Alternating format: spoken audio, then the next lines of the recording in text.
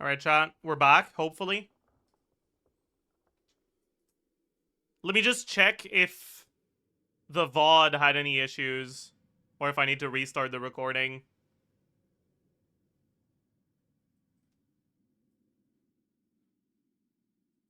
No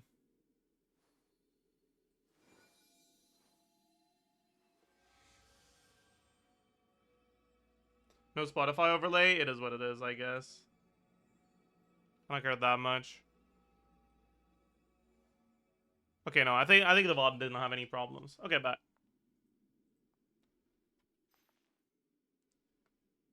You ran out of storage? No.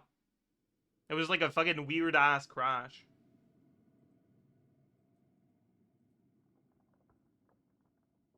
Well, whatever. Okay. Hi, chat, we're back. So, as I was trying to say,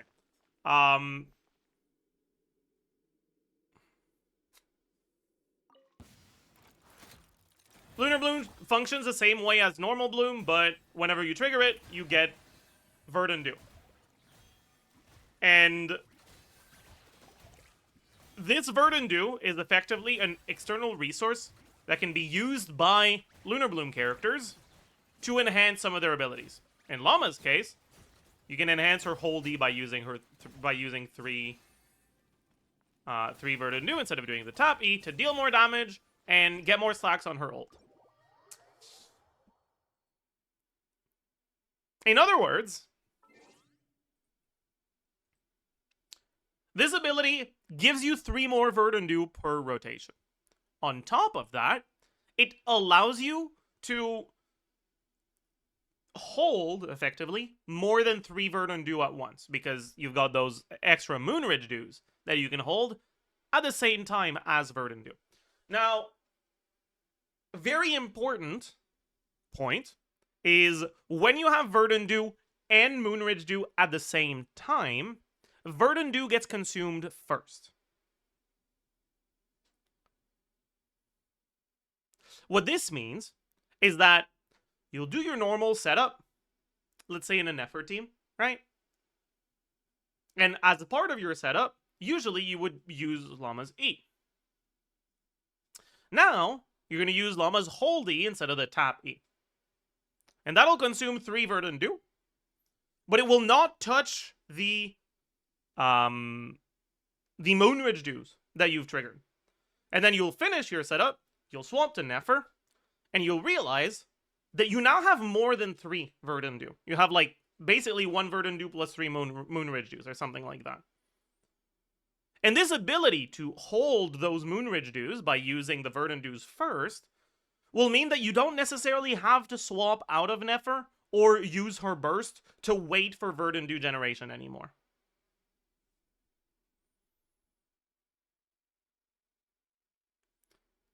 Also, you'll be able to use Llama's hold E because you're generating 3 more Moonridge Dews per rotation.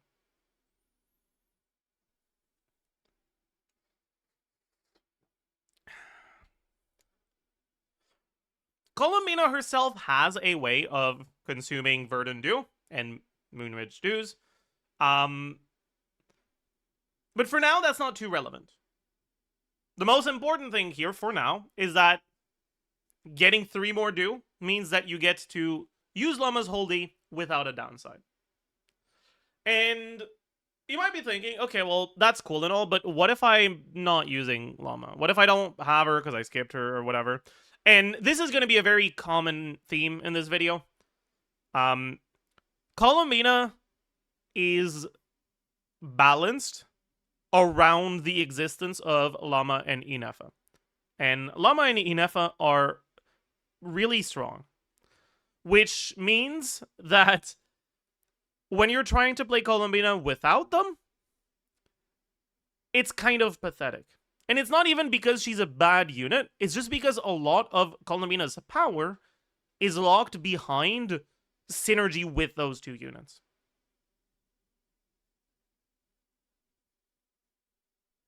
Right? The ability to get this 3 extra Moonridge Dews and to allow Llama to use the hold E even in Nefer teams is massive.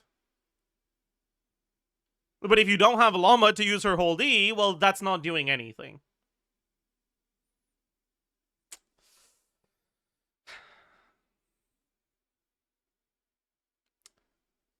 Anyways, next, her Ascension 1 passive, she just gets crit whenever you trigger, whenever her skill happens, whatever. She just gets 15 crit rate, basically. That's cool. It is what it is. Now let's read what her actual abilities do. Burst, very, very straightforward. Deal a bit of damage, gain lunar damage bonus for the team, and enable these passives. The amount of damage that it does is kind of decent, though. Like, it's not amazing, but it is high enough that it doesn't feel bad to use. Right?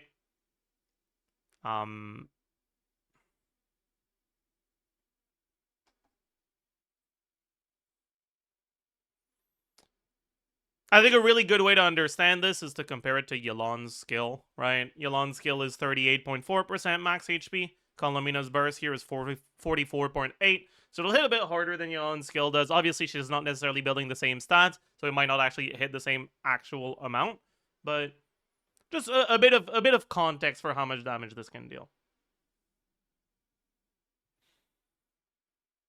And next, we have the real meat and potatoes of her kit, which is her elemental skill, Eternal Tides. Awaken Moonbound Tides, dealing AoE Hydro damage and summoning Gravity Ripple.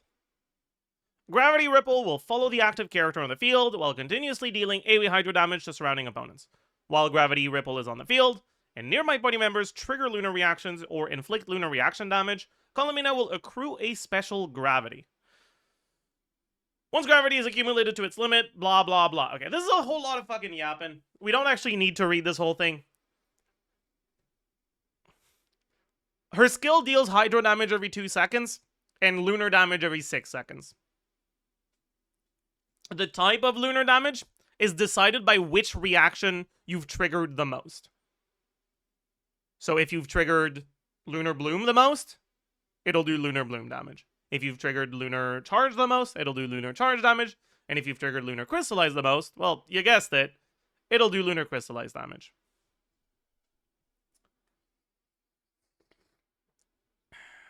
Oh yeah, I should change the title, that's true. Columbina pre-release.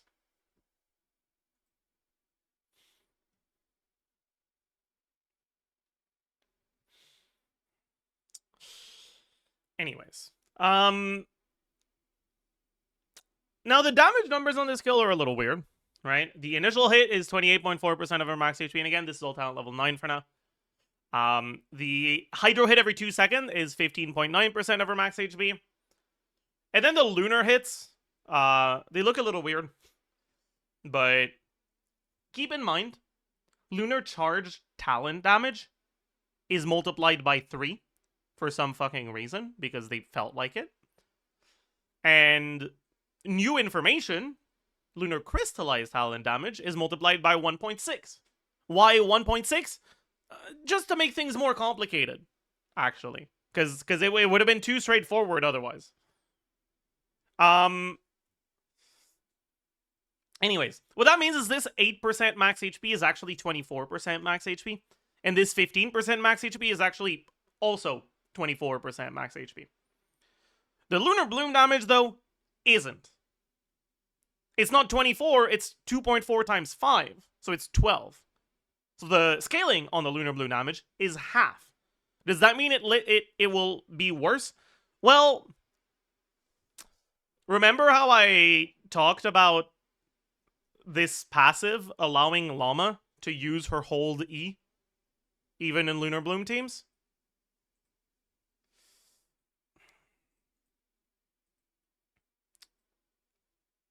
Well, Llama's burst for Lunar Bloom is really fucking good. And because you will now be able to use her hold E in Nefer teams, instead of getting the 18 stacks of her burst that you would get just from using the burst, you'll get an additional 18 from using 3 Verdant Dew on Llama. Which means you'll have 36. And because Columbina's skill hits 5 times every 6 seconds, in a normal rotation, that'll be about 15 hits. You're still not reaching your 36 quota, so all of these hits will be buffed by Llama's Quills. And yeah, that's a lot of damage, actually. From what I've looked at, generally, Columbina's personal damage is at its highest in those Bloom teams because of Llama. But again, right? It is not her that is like she's just a facilitator for that damage. She's not really like she's the conduit, but she's not the source.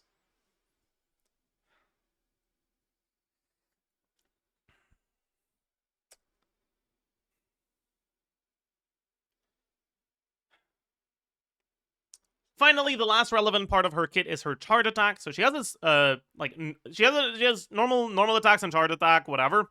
But when you have Verdant Dew, she gets a special charge attack that's basically just Nefer Light. She has a charge attack that consumes 1 Verdant Dew to deal 3 instances of Lunar Bloom damage. I wonder where I've heard that before. It scales with her HP, not her EM, right? But, anyways.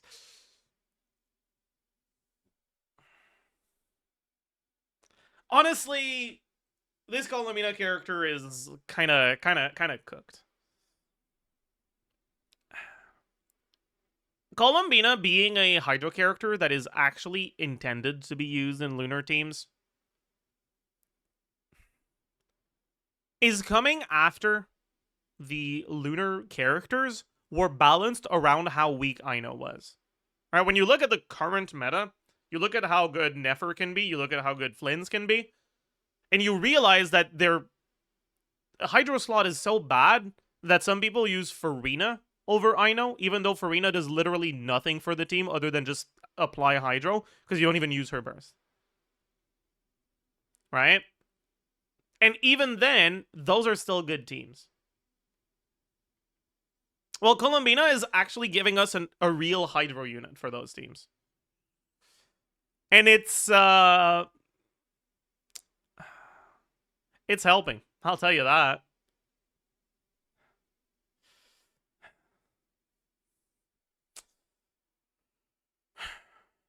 Honestly, Columbina is kind of cooked balance-wise. And I want to make this very clear. Columbina by herself doesn't do that much. Right? Like, even if you look at, like, Columbina Flynn's, Columbina Nefer without Nefer Llama, it's not that good.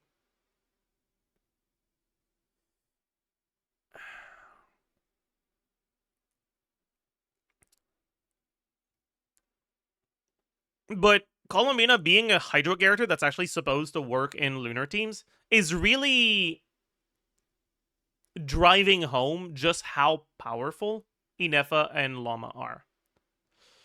When it comes to Inefa, initially it was a little bit difficult to predict how powerful she was going to be because she came out before we saw any of the other Lunar stuff. Which means we didn't know that, for example, right, both the carry and the support set for Lunar, right, both Sky and Serenade, give a team-wide Lunar reaction damage bonus, which is something that, you know, a character like Inefa, who's an off-fielder that's mainly there for personal damage, is gonna fucking love, right? There's just so many sources, or so many external ways that we didn't know about when Inefa came out that have been released since then, of just making Lunar numbers easier to capitalize on than other numbers.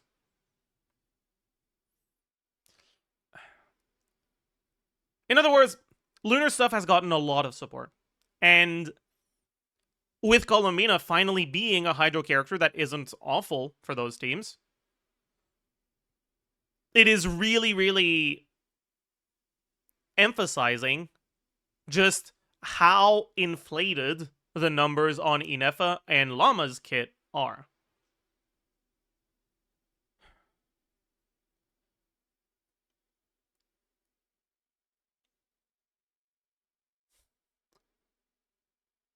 Oh, I need to choose my words carefully, because I hate power creep, right? I think power creep in gacha games is, to put it nicely, unpleasant. I think it tends to really make the game much worse.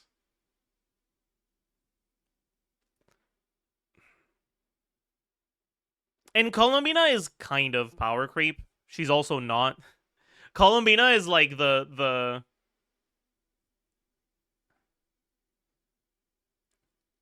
Columbina is the straw that broke the camel's back, basically, right? Like, Inefa and Llama were like preemptive power creep, where balance-wise they were insanely strong, but because they were released before the other things that you would want in their teams, you were kind of forced into playing stuff that had low synergy or stuff that was awful, like I know, which made them feel almost balanced.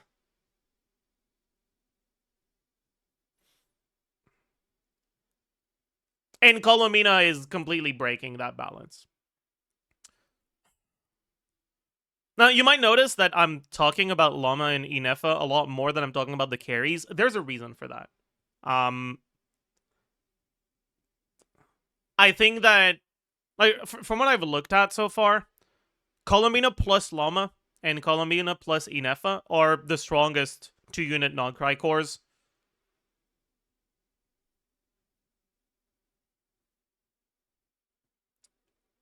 From a lot of the stuff I've looked at, it kind of seems like Colomina plus Inefa plus Colomina's signature is better than Colomina plus Llama plus Inefa plus Flynn's. And same with Llama and Nefer. It's like, we'll get into the details a bit more later, but things are a little crazy. And to like contextualize how strong these things are,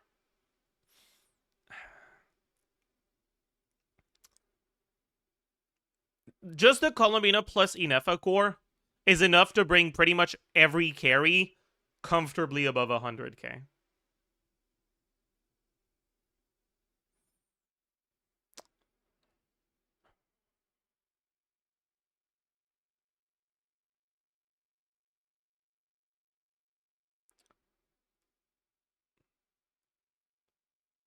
The premium teams with Lunar Charge and Lunar Bloom are reaching DPS that is higher than Maoika.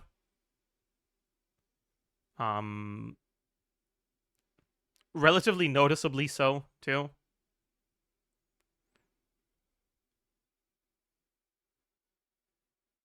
And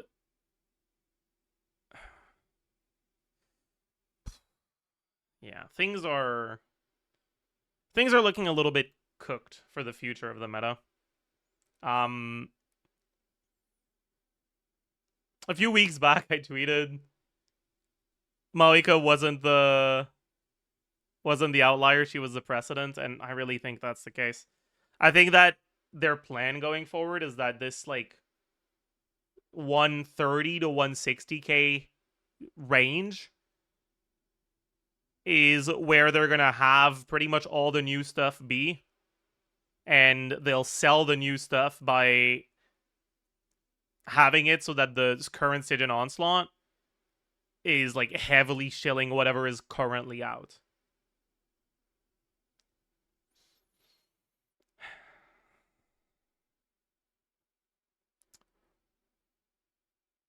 There are ways in which this is a good thing, right? It's not all negative.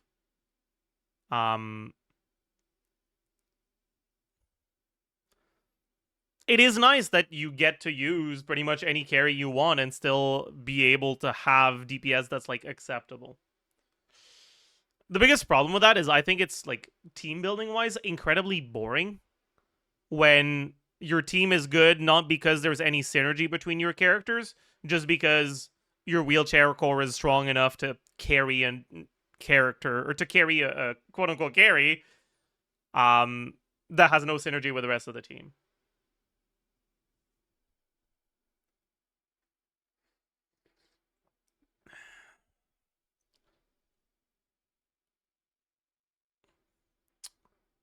Anyways, before we get any further into Colomina discussion, I want to like specify.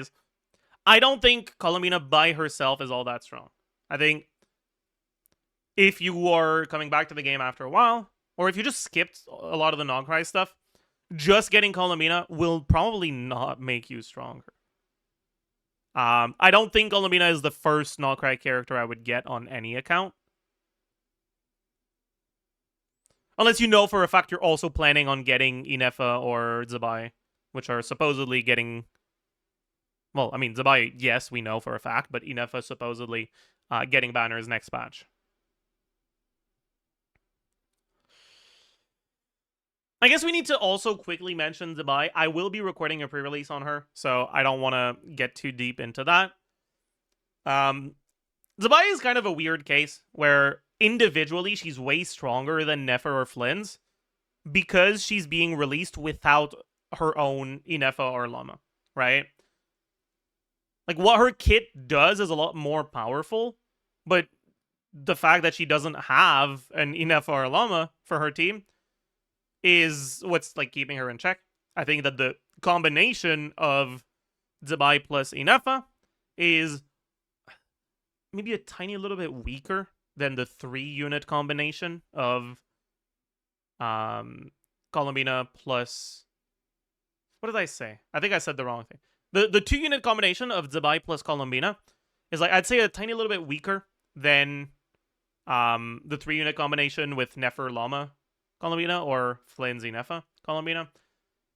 I'd say that it's also likely a tiny bit stronger than the 2-unit combination of Inefa Columbina or Llama Columbina.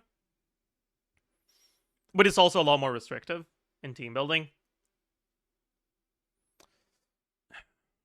That being said, I'm not sure if Zabai is intended to have her own, Llama or Inefa.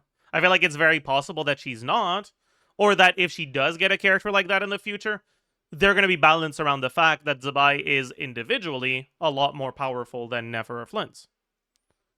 Then again, right, as a reminder, individual balance doesn't matter all that much in the context of a team game, right? It matters in terms of prediction for changes to the meta in the future, in terms of how important it is to get a character and all that, but it doesn't matter in terms of how they perform on release. And on release, Zabai's strongest teams will not be as strong as Flynn's and Nefer's strongest teams, from what I've looked at.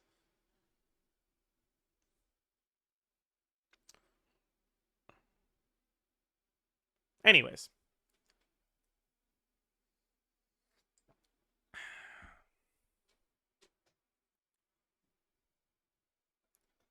Let me very quickly illustrate what I mean when I talk about the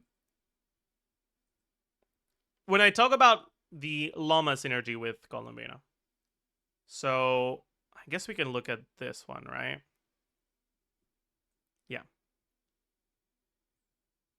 So, oops, wrong thing. Insert pie chart. Alright,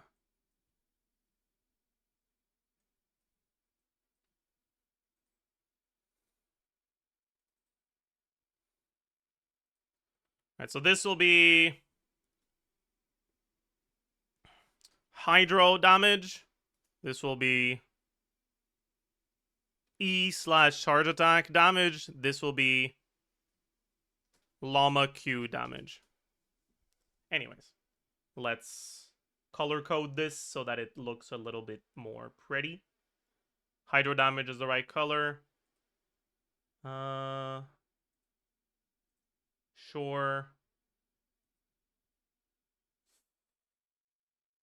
Maybe we should switch these around. I don't know.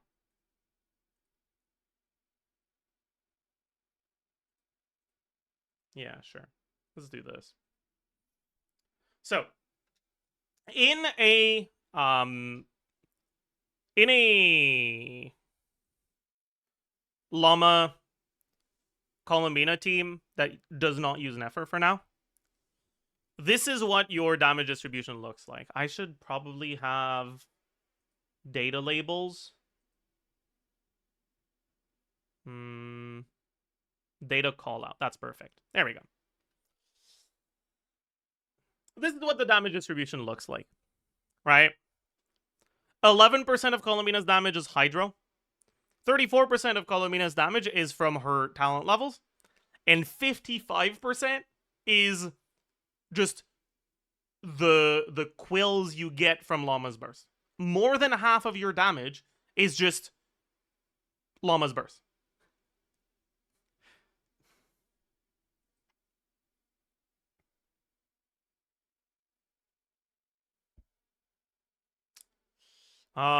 Let's do the same thing for an Nefer team.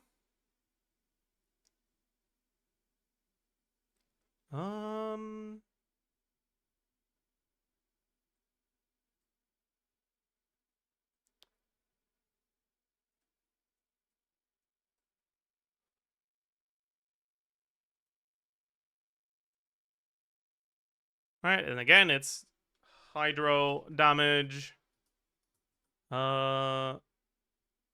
This one is just E damage.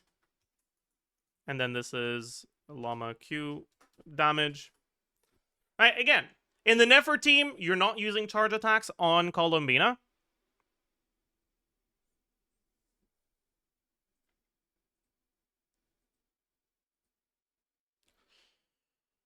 So you don't get charge attack damage from Columbina, but you still get the Lunar Bloom from skill. And even here, right, the damage distribution is very similar. Obviously, when you're doing more, when you're doing less charge attack damage, a larger portion of the damage will now be coming from the Hydro. But for the rest of it, it's still large majority Llama damage.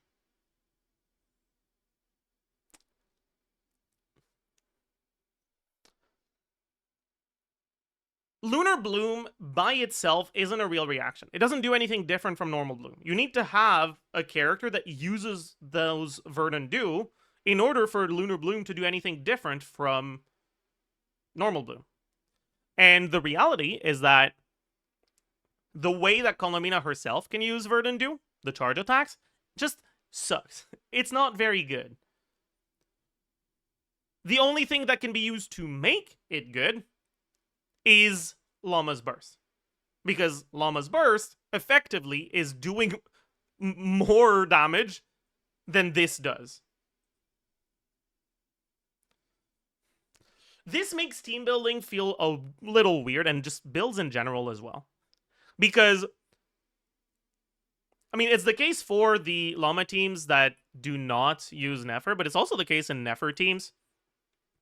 You're starting to get a very large portion of your damage that's dictated by Llama's stats.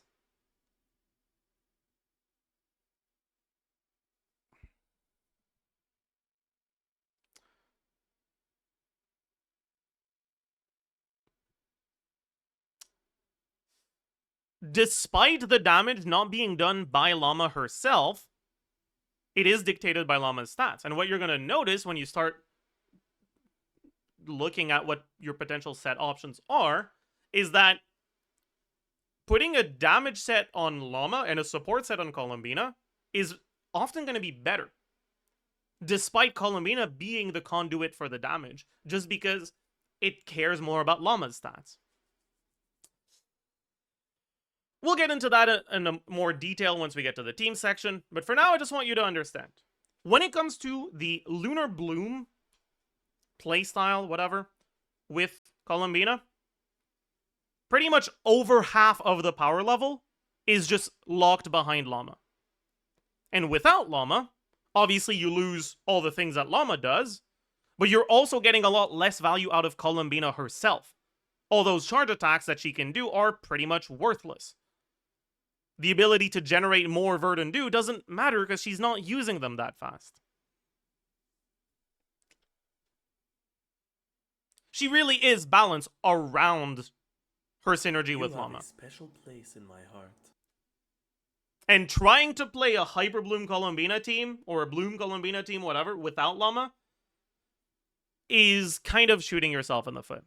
It technically can work, but in a team like that, she's not really going to be much better than using a character like Farina. Because she's just not making use of the parts of her kit that are powerful.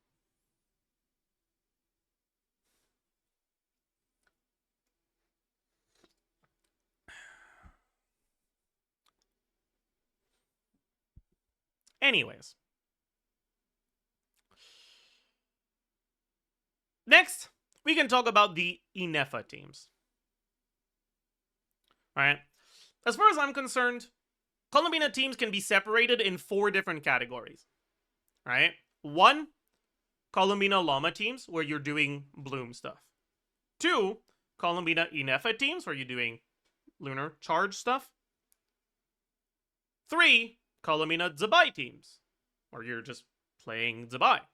And 4, bad teams, where you're not using any of the rest.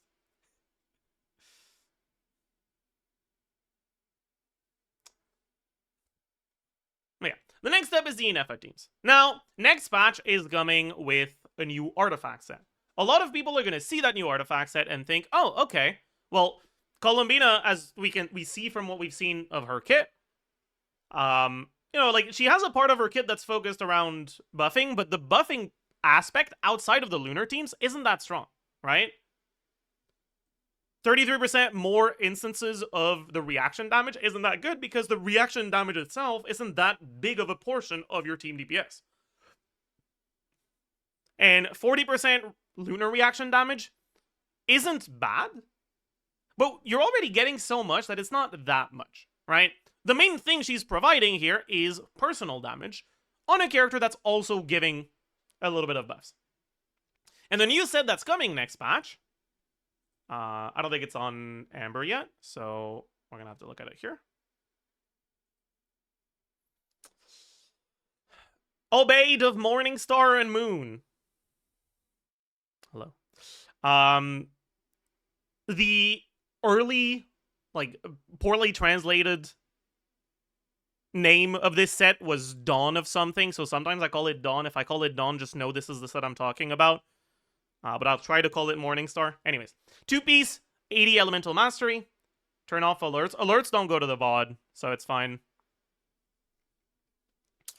Anyways, 2-piece, 80 EM, 4-piece. When the equipping character is off-field, increase lunar reaction damage. When you're in Ascendant Gleam, increase it more. So 20% by default, 60% if you're in Ascendant Gleam. You should only use this if you're in Ascendant Gleam, so it's basically just 60% lunar reaction damage. Off-field. Well, this is a set for Columbina, right? No, actually. This is a set for Inefa, not for Columbina. Because Inefa just does more damage than Columbina does. Technically, you can use either. You can use it either on Inefa or Columbina, or you can even technically use it on both. But very often, what you're going to find the situation you're going to find yourself in is you only have so many support sets you can use. Or you only have so many team slots, and the support sets are very powerful. So you generally want to have all the support sets you want, and then once you have all your support sets, you start thinking about the damage sets, right? And so very often, you're going to need to have your Serenade, right? The Silken Moon Serenade, that gives 120 team-wide EM and 10% team-wide lunar reaction damage on someone, and that someone is very often going to have to be in Inefa Columbina teams, one of the two. And out of the two, you would generally rather put it on Columbina. That being said, that doesn't mean the new set is not good. It is good, and you want it on your team. It just tends to do a little bit more equipped on Inefa than it does on Columbina. So the copers out there that have been saving their Serenade pieces, their HP Serenade goblets with double crit, you have been rewarded. All right, this is your time to shine. And I'm a coper, so I'm very glad. I have some actual really good HP Serenade pieces, so I'm really happy about that. But anyways,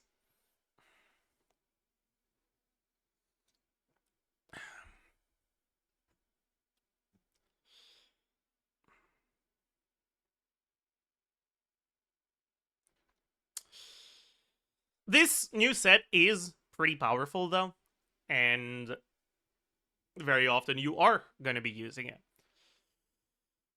In, like, the most powerful Inefa Colombina teams, I mean, that's generally going to be Flynn's, right? So you'll do Flynn's, Inefa, Sucrose, Colombina. And when you do that, Sucrose has to be on VV, Flynn's wants to be on Sky, and then you need Serenade on one of the other two.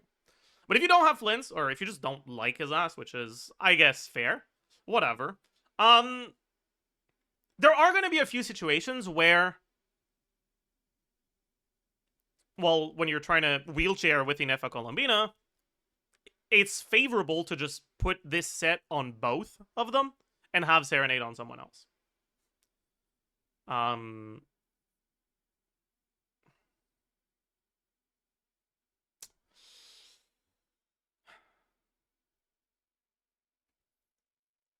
Yeah, actually, that's a very good point. One thing that is important to mention here is that, when it comes to the Llama teams, right, the extra damage to Lunar Bloom that you get from Llama's Burst is not affected by your Lunar Reaction multiplier. The stats that affect it are Llama's Elemental Mastery and the character who's triggering the Lunar Bloom. Their crit. Only their crit. Right? Also, obviously, resistance of the enemies. But when it comes to the stats that, like, of your team that are getting looked at, it's only Llama's EM, I suppose her burst talent level as well, and your trigger's crit. Which is why this set is not very good in those Bloom teams. Right? Or say this set. This set is not very good in those Bloom teams. Because it doesn't increase the large majority of Colombina's damage. Right? Or the large majority of Llama's damage. Because pretty much all of that damage is done as additive damage on Lunar reactions. Which just doesn't scale with this.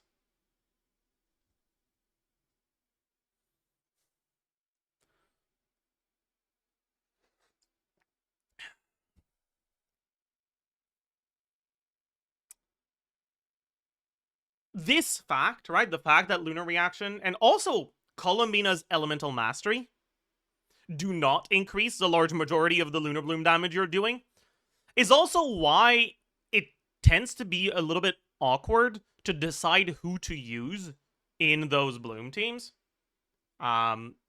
Specifically the ones that aren't using Nefer. Because a character like Ino that is buffing your on-fielder's EM and Lunar Bloom damage bonus doesn't really do anything, right? Technically, it does do something. You are increasing this 34%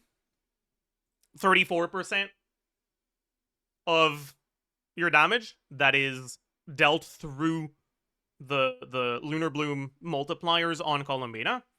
But that's just a third of her damage, right? So it's a third as effective as it would be if it affected everything. You would much rather have team-wide EM buffs or crit buffs to Colombina.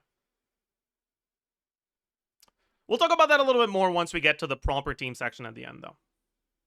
And by the way, I realize that we're yapping a lot about teams, even though we're not at the team section yet. But that's because it's kind of hard to talk about Colombina as a whole. She's a character that is designed to be doing something very different based on the team you're using her in. Right? She's effectively like 3 different characters in one.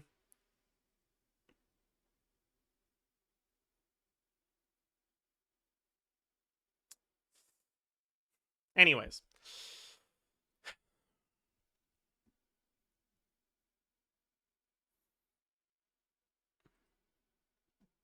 Yeah, and I guess also one thing, like I didn't actually say it earlier. I should have. My bad. That Hydro hit every 2 seconds also applies Hydro every 2 seconds. So she has consistent but relatively slow Hydro application, same speed as Kokomi's E. But it lasts longer. It lasts for 25 seconds. You don't need to fucking burst refresh it either. Wait, give me a second.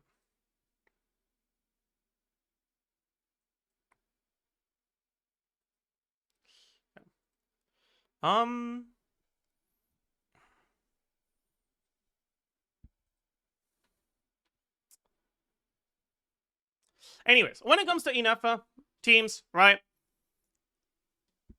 And not just in Inefa teams, just as a whole, Colomina's burst kind of sucks. Like, 40 lunar reaction damage isn't bad, but it's also not that amazing. And because Columbina has the ability to do a lot of personal damage, if you have to sacrifice too much to build the ER you need to burst, there are going to be situations where you don't burst every rotation. Now, because these effects are locked behind the burst, that's not going to be every situation. So, for example, on Nefer teams, you have to burst every rotation. You can't just say, well, okay, I don't need the 40% damage bonus, so I'll just burst every other rotation, because if you do, you're not just losing out on the 40% damage bonus, you're also losing out on those 3 extra dues that allow you to use Llama's Hold E. And Llama's Hold E, giving your Columbina those Llama burst quills on her skill, are very impactful. But when you're playing a Bloom team without Nefer, the only way that you have, other than Llama's Hold E, of consuming your Verdant is Columbina's charge attack itself. And the thing about Columbina's charge attack itself is that it's a lot slower than Nefer's, and it's not as easy to cancel, right? It's a lot more clunky. So generally, you won't be doing as many of them. And if you're doing 4 or 5 instead of the full 6, in an 18-second rotation, you can generate 7 Verdant Dew. Well, that means that on the rotation where you don't have burst, you still have 4 Verdant Dew that allows you to do 4 charge attacks on Columbina. And if you have leftover from the rotation where you do have burst, because that rotation can generate 10 Verdant Dew, then you might even be able to do 5. Or even maybe 6. And so there are going to be teams where Columbina's burst isn't necessary. You still use it when it's available, but you don't necessarily need to build enough ER to burst every rotation. That being said, it is pretty much always worth using if you have it available.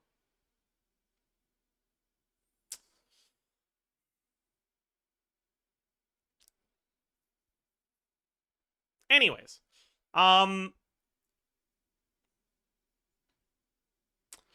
it comes to these wheelchair Inefa Columbina teams,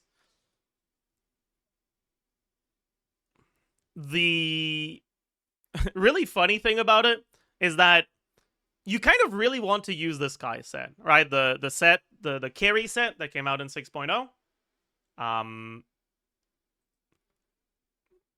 That gives you 30% crit to your on-fielder. Well, if you don't have a dedicated carry, if you're using like Sucro's driver or something, because this set gives you a team-wide 10%, and because the crit from the set makes it better than Morningstar when it's active, your optimal way of building your team and playing your team will generally be, again, right, if you don't have a dedicated on-fielder that can use the set themselves, it will generally be to give this set to Columbina or Inefa and just swap to them relatively consistently to maintain uptime on it. That is not the only teams where you'll want to do that, right? In the Llama teams as well, right? We've already talked about how this set, right, the lunar reaction damage bonus doesn't increase the damage from Llama's quills. But what does increase it is Columbina's crit, which is increased by this set.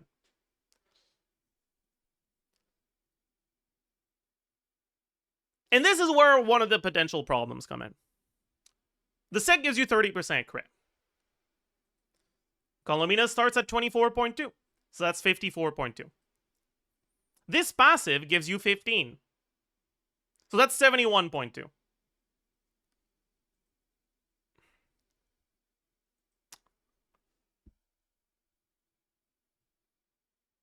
Llama's passive gives you 10. That's 81.2.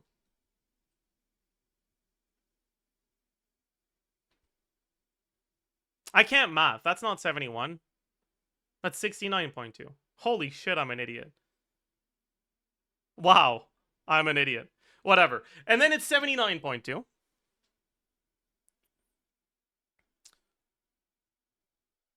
And that's without a crit weapon. The biggest problem is that because because Colombina is a character who does mostly lunar reaction damage, you don't care that much about damage percent. The stats you care about are HP, EM, crit. Guess what weapon gives HP, EM, crit?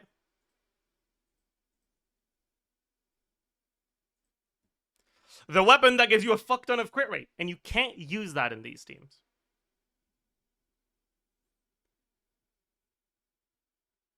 And so there's a lot of teams where her potential is kind of stifled by the fact that a lot of the ways that you can increase her personal damage contribution, increase it through crit rate, not crit damage or another stat. And if you do too many of those, you'll just overcap even without a single substat. Right? Let's not forget that if you're using C6 Yehuda, you get crit rate from that too.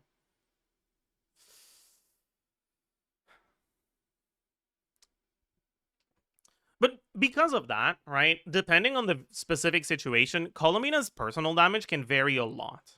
A lot.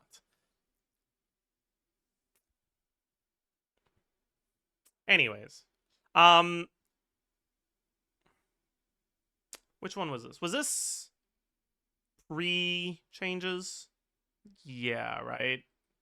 Yeah, that's the... Yeah, okay.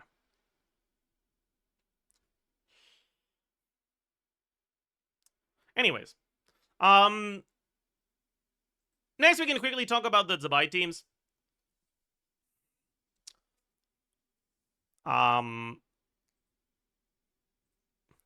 Very quick overview of Itlua. Who I'm not sure I'll do a pre-release on. This character is kind of disappointing, honestly. I talked about it in my first impressions, but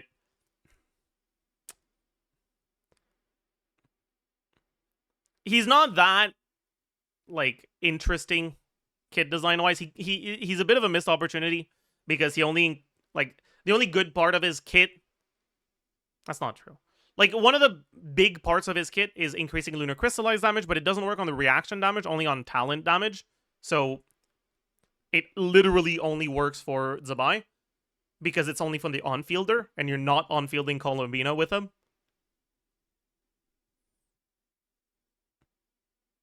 So the passive here is kind of dumb, right? It's not even passive. The burst is kind of stupid. It's pretty much literally only for Zabai. And the passives, right? Bit of crit value, bit of EM with constellations, more crit value, more EM, bit of defense as well. The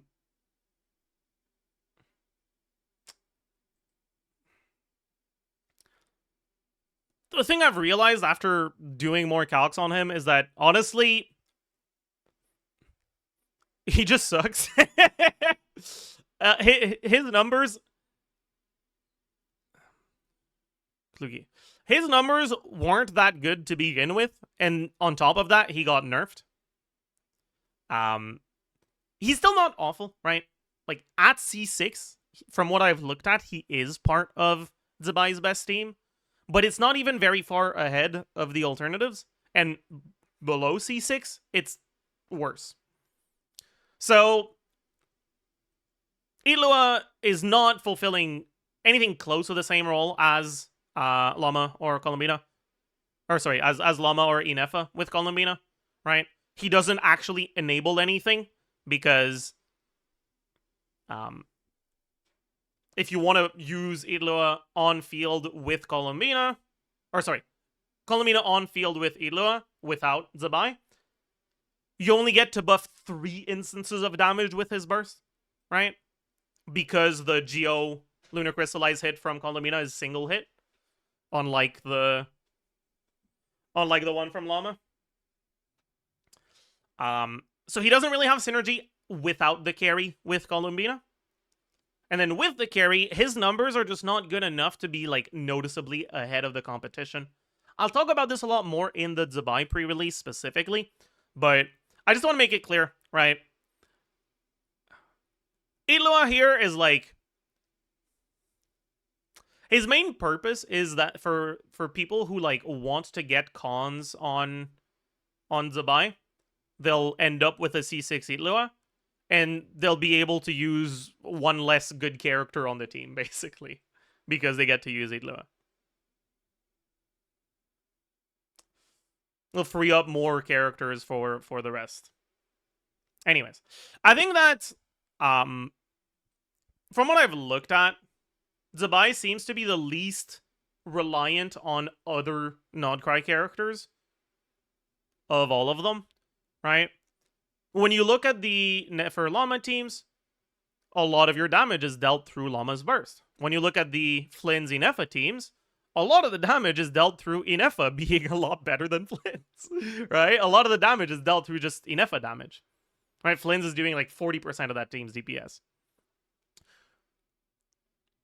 When you look at Zabai teams,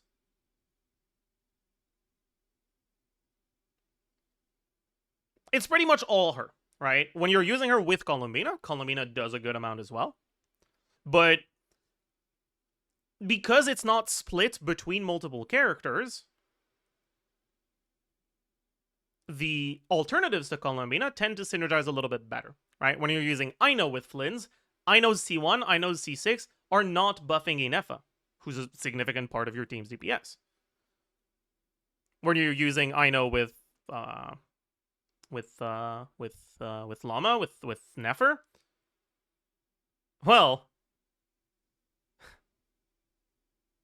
yeah.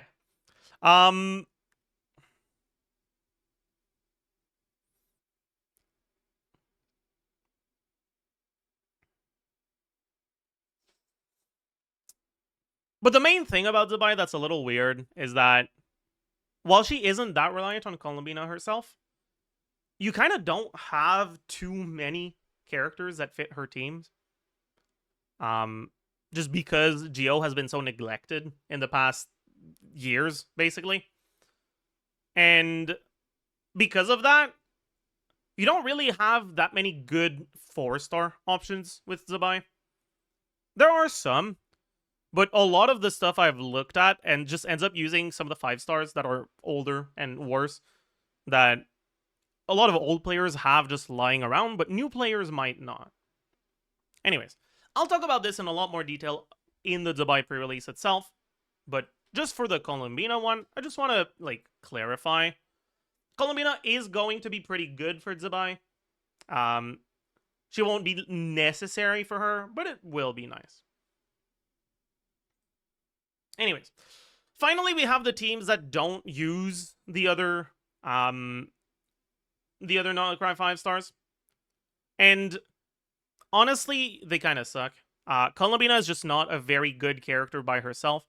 The one team where I think Columbina is, like, acceptable outside of the Nodcry stuff is with Skirk, which is, I mean, yeah.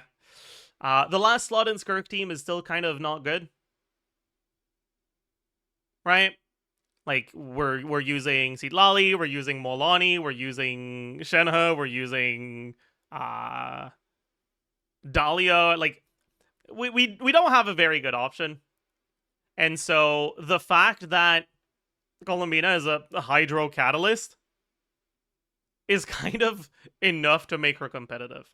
On top of that, honestly, I think that the biggest issue with her balance, like her individual balance, in my opinion, is that her motion value on the non-lunar skill damage is actually kind of high.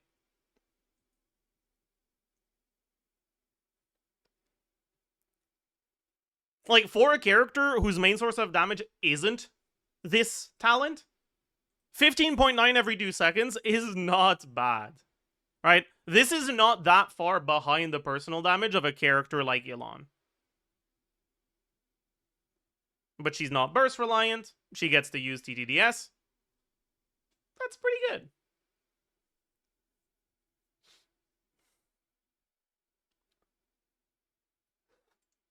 And so Columbina on TOM TTDS is going to be one of the good, or one of the, yet another last slot option for Skirk.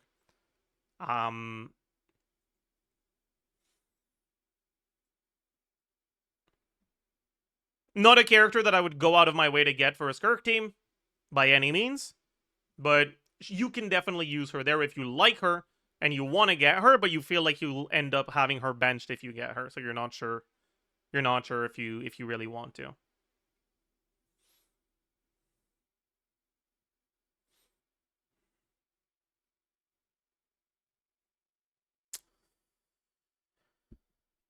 Anyways, outside of that, looking at like Lunar Charge team, Hyper Bloom teams, all that stuff without another Nogcry character, honestly, I have yet to find something that doesn't kind of look pathetic. Like you can always just use her as a Hydro option that has off-field Hydro app, the same way that you can kind of use Ino right now. But it's not amazing.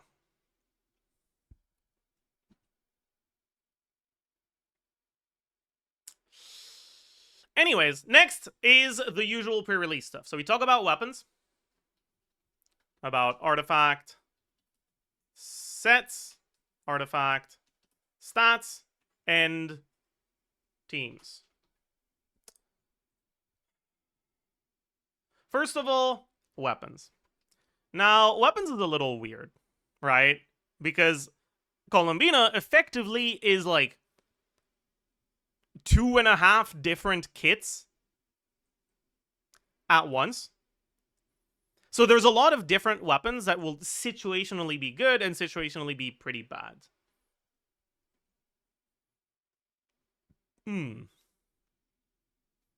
ones I'll talk about are her signature, obviously. Nocturne's Curtain Call.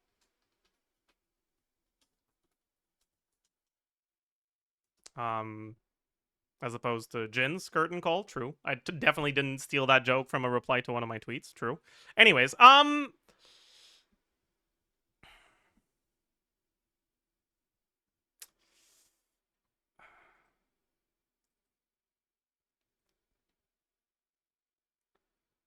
we can talk about Nefer's Sig, Reliquary of Truth.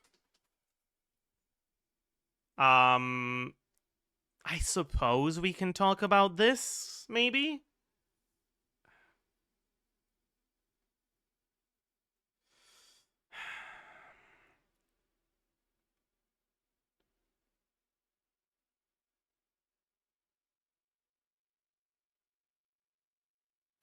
But, like, not really, because, like, when are you ever using this on her instead of Llama?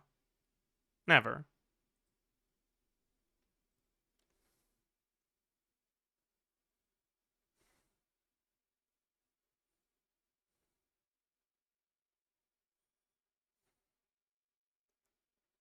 Nevilet Sig, I mean, I guess. But it's like, ugh. Ugh.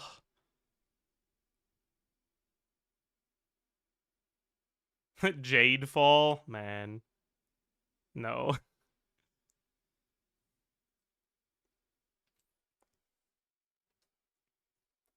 The sticks. I'll just call them the sticks. Right, the 5-star weapons that have stats she cares about.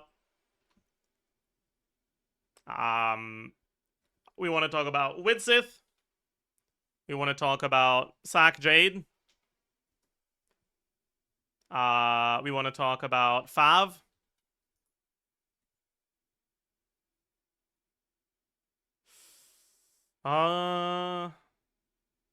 Is there anything else? Proto Amber, I haven't said yet. Proto Amber.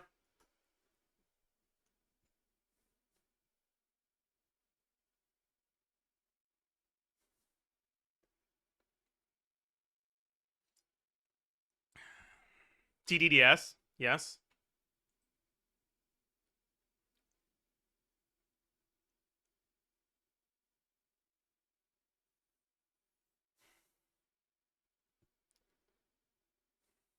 Moonglow? What the fuck is Moonglow?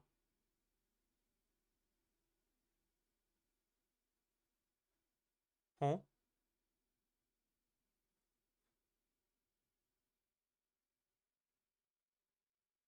Oh! I never realized this was Moonglow. Oh my god. I'm mooning. But no, that's dog shit. I think these are the weapons that are relevant to talk about here.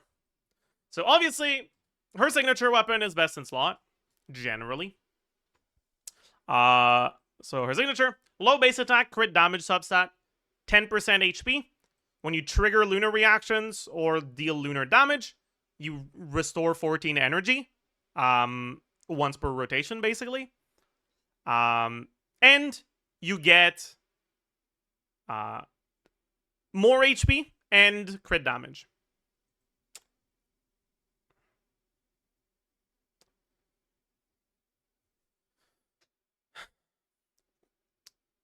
In other words, right, when this effect is active, this is 24% HP and 148.2 crit damage, as well as a bit of energy restoration. Just in terms of stats, this is kind of a massive stick. It's got a lot of stuff on it. But there's a bunch of teams where that's not all that relevant, right? We've mentioned earlier that there's a lot of teams where Columbina doesn't do that much of the team's damage, right? If you're looking at Flynn's teams, for example, where she often ends up being on Serenade with Inefa on the damage set instead. Even on Zabai teams where she is on the new damage Morningstar set, she's not doing nearly as much of the team's DPS as Zabai is. This weapon is mainly going to be impactful in the carry Columbina teams where you're using either Inefa or Llama, but especially the ones with Llama. Because with Inefa, when you're playing Columbina quote-unquote carry, right, where you're not using Flynn's, where you're using like a fake on-fielder like Sucrose,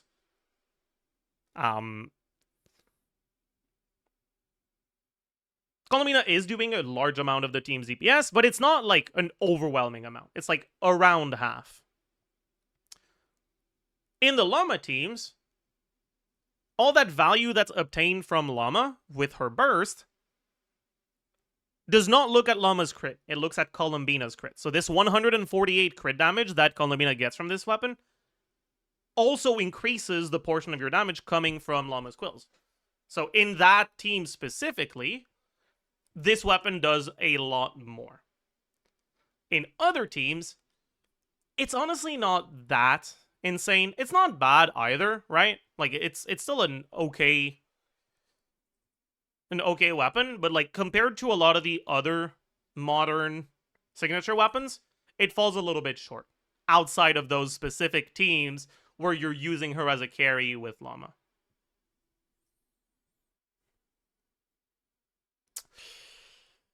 If you're playing those teams, obviously, the thing you care about the most is just getting as much crit on her as possible.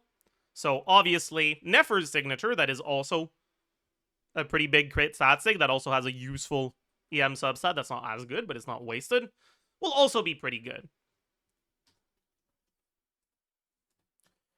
And then just the normal 5-star stat stakes, like Nevilette's signature, that's 88.2 crit with 16% HP, and nothing else that's really relevant. They're fine. They're like slightly better than Widsith. And because it's crit damage in this case, it'll be better than Sack Jade if you have too much crit rate. But if you don't have too much crit rate, often Sack Jade is just going to be better. Anyways, Widsith is honestly okay. The biggest issue with Widsith is that the damage percent doesn't affect that much of Columbina's damage. It only affects the hydro damage part, which I said earlier isn't that bad, right? Like the numbers on it are surprisingly high. But generally, you're not using her in teams where that's capitalized on. You're not trying to go out of your way to get a bunch of Hydro Shred or damage percent, generally. You do get this little bit of damage percent from Witsith, which is nice, but it's not as useful as it is on characters that actually do care about the damage percent, like Milani, for example. The EM buff is also nice, but again, right, if you're playing her with Llama, it's not as good, because it doesn't affect the Llama Quill portion of her damage. And the attack buff is obviously useless. So Witsith is like, okay. Sack Jade, obviously, it's a lot of stats. It's lower base attack than Witsith, so it has a higher substat. It has like 73.6 CV, right? Instead of 55.1. And on top of that, the passive gives more stats too. But it's crit rate. So it's great if no overcap. But all of this is for teams where you don't necessarily need to use your burst every rotation. The signature gives you energy so that it's generally still fine, even in teams where you need to burst every rotation. But the other weapons here do not. And again, right? There are teams where you don't need to burst every rotation, but there are also teams where you do. Right? In Nefer teams, you kind of do. In Flynn's teams, it's honestly not necessary, but it is worth it.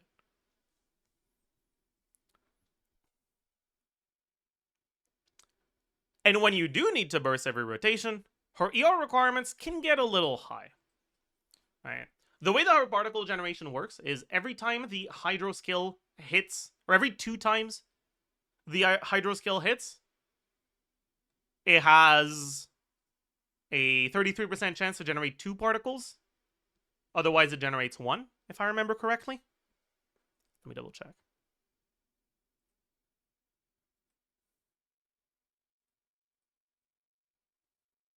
Yeah. All right, so every 4 seconds, you generate 1.33 average particles. In other words, 1 particle every 3 seconds.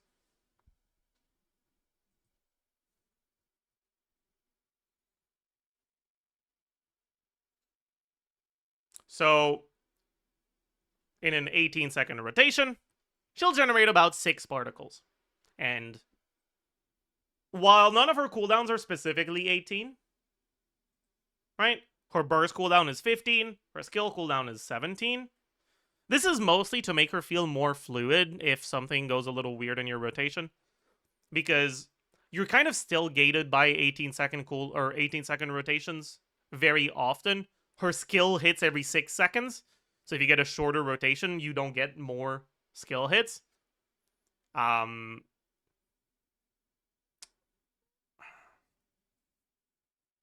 just a lot of, honestly, so many things lately have 18-second cooldown. In Flynn's teams, I think it's possible to do 17, but I don't think animation time actually even allows you to do that. In Zabai teams, Zabai's animations take a very long time, so you're not getting rotations faster than that. So most of the time, your rotations are around 18 seconds, sometimes higher. You don't tend to swap onto her that often in those teams where you want to burst every rotation. So out of those 6 particles, she's probably catching an average of 1 and not catching an average of 5.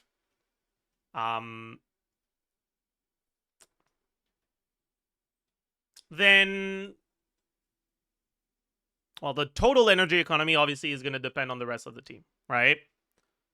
If you're looking at a Flynn's team, you get Electro Resonance, right? So the Electro Resonance and Inefa particles probably makes her catch like 2 particles during her animations. Then the rest of Inefa's particles, the rest of the Resonance particles, and Flynn's particles, as well as Sucrose's particles if you do 2 skills per rotation with Sack.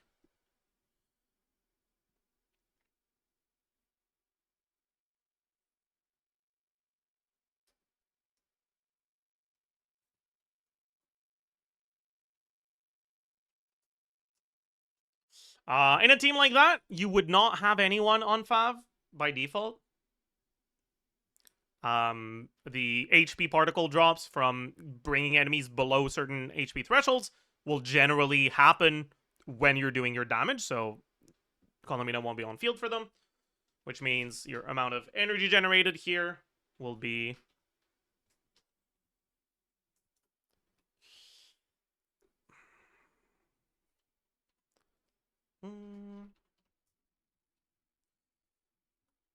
around 28 without energy recharge. And, oops. Because of her 60 burst cost, this means that her ER requirements will be around 215. Now, 215 is a pretty large number. It's pretty difficult to get to this. You need to get, obviously, the 50-ish from the Sands, and then an extra 65 from substats. Right? That means over 15 ER on all your pieces. It's doable, but generally, builds that have over 15 ER on all their pieces tend to sacrifice a lot of damage for it. And because of that, very often, your best offensive builds in these teams where you need to burst every rotation will be using a weapon that provides energy. So, in this very same Flynn's team, with Proto Amber, right, the craftable catalyst that restores health and energy when you use your burst, you get this extra refund.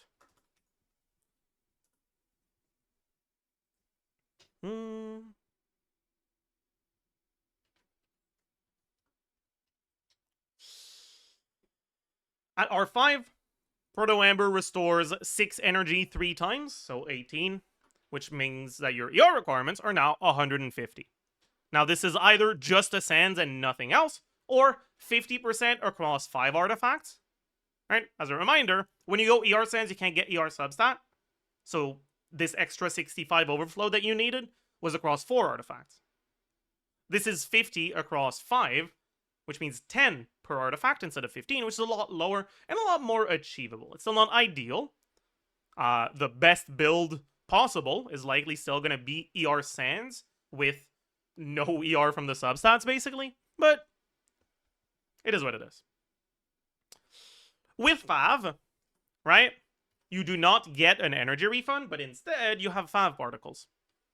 Those Fav particles is 3 clear particles that go here, and that makes your ER requirements with Fav 177.5. Now, the Fav itself is 45.9% ER, so your ER requirements are basically around an extra 30 across 5 artifacts. That's 6 per artifact. That's pretty easy to get to.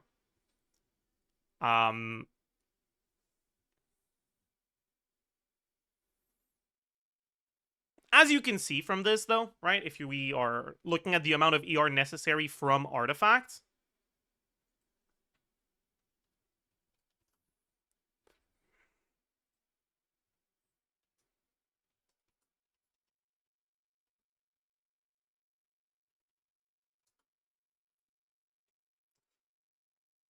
Fav is the one that requires the least amount of ER from artifacts, but also Fav is an ER substat, not an offensive substat like Proto Amber. So when you're looking at the personal damage from Columbina in teams where she needs burst,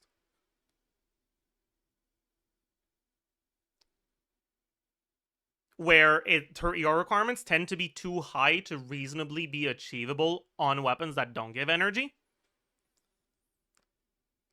what will generally be the case is, offensively for her, your best weapon will be Proto Amber.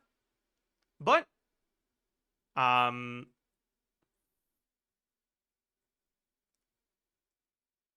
also provides you with energy for the rest of the team.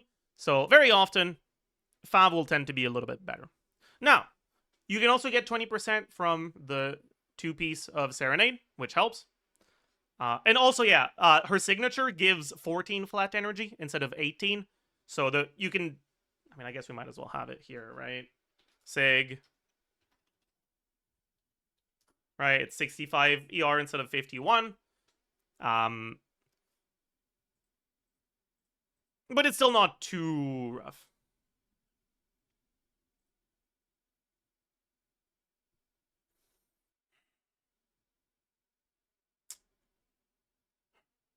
Anyways, the point I'm making with all of this is energy weapons are really good on energy-hungry characters. Who could have seen that one coming? Fab weapons are very powerful. Who could have seen that one coming? But Proto Amber is also surprisingly strong. If you are playing a team that doesn't have a healer, which you'll notice is actually going to happen fairly often with Columbina, there's quite a lot of teams that can't easily slot in a healer. But that's not necessarily the end of the world, because Proto Amber gives you a bit of healing, and that plus a shield generally makes your life pretty easy.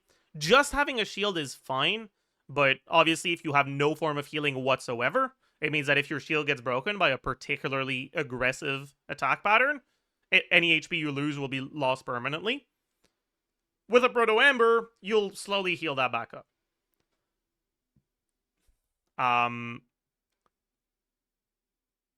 But it's also just the tiny bit of healing that's necessary for teams that have no defensive utility not to feel really awful in long fights in Siege and Onslaught. Right? If you've ever played like healerless Nefer teams in Siege and Onslaught, you'll know what I'm talking about. It's not that it doesn't work, but because it's a 2-minute fight, not getting hit a single time tends to be pretty rough, right? Even if you're good at the game, there are times when incoming enemy attacks basically force you to either tank the damage or wait like 3 seconds and significantly slow down your clear.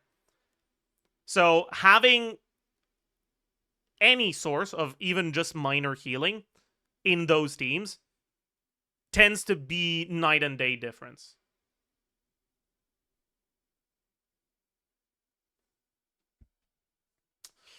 That doesn't mean you'd necessarily want to use Proto Amber over your alternatives, but it does mean that there are going to be a lot of situations where Proto Amber is your best choice. Anyways, Fav, GOAT. Proto Amber, also GOAT. And finally, TDS. It's not bad, but generally the teams that actually have a major benefit from TDS also have a major benefit from her using her burst, and you're kind of better off using an energy weapon. Although, there is the exception with those non-lunar teams like Skirk, where TDS can be very good. If I were to order them from best to worst, I'd say that as a general rule, it would probably be something like this.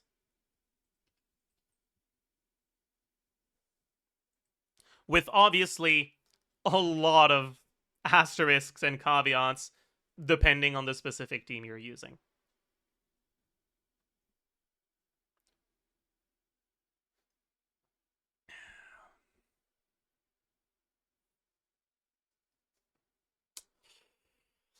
Personally, I'm going to be going for Columbina on both of my accounts. Both my main account that I've been playing since I started, and the account that I started right around or a little bit before the last Malika banner, where the plan is to build vertically invested teams to try to do dire. On that account, I have Flynn C1, I have Inefa. I'm planning on getting Columbina. In hindsight, I think Flynn C1 was a massive mistake.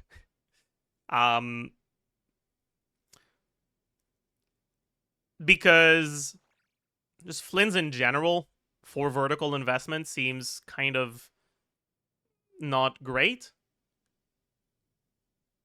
But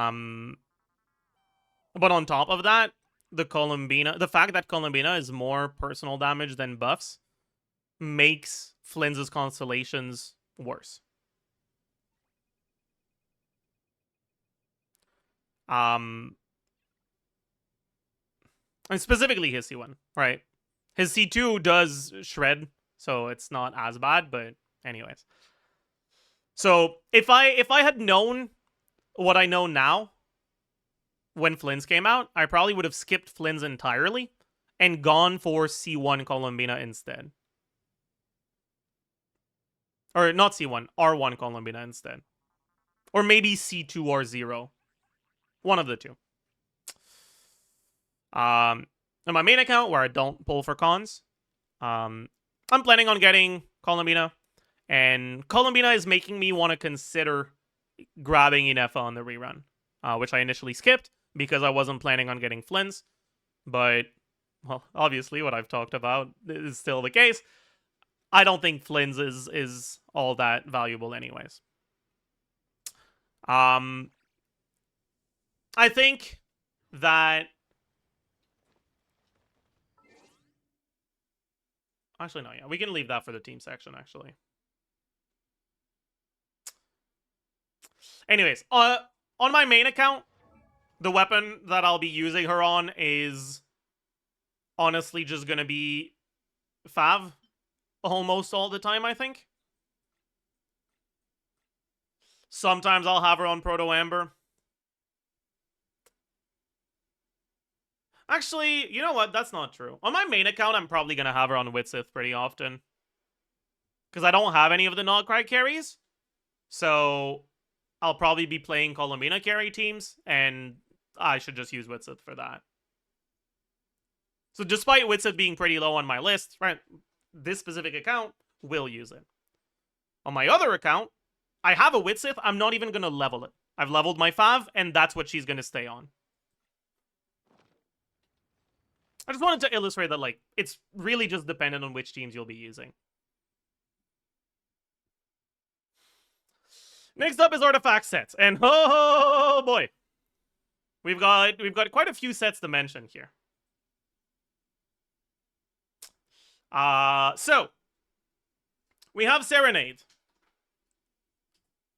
Serenade is the general best in slot option, but honestly, there's a lot of teams where she doesn't want to go Serenade. So let's talk about all of your like default teams. One, the Llama teams, right? In the Llama teams, or the Nefer teams, or whatever,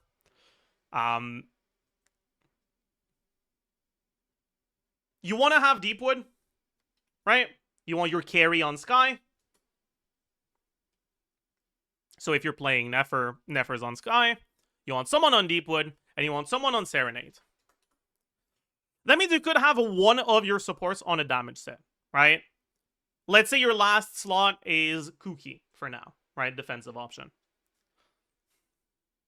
If you put Kuki on the support set, right, either Serenade or Deepwood, then you put the other one on either Llama or Colombina, and then a remaining one of them can go on a damage set. What damage set would you go?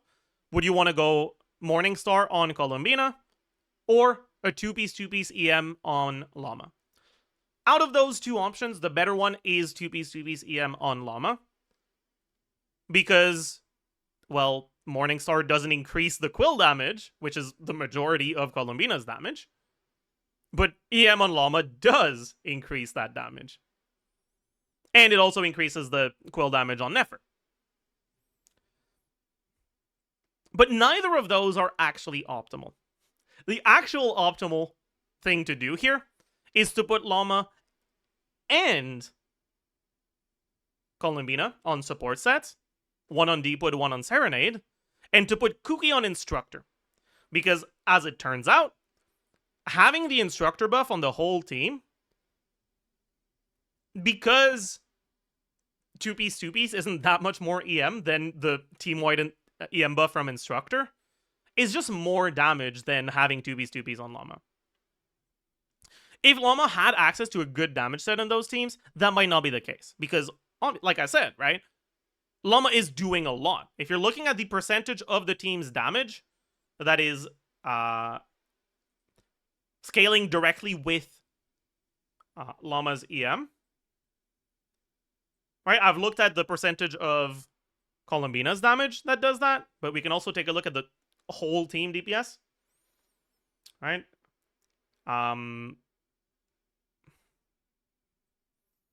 Right, so this one is at, okay. And editors, don't actually put the like actual team DPS number, just percentages for now.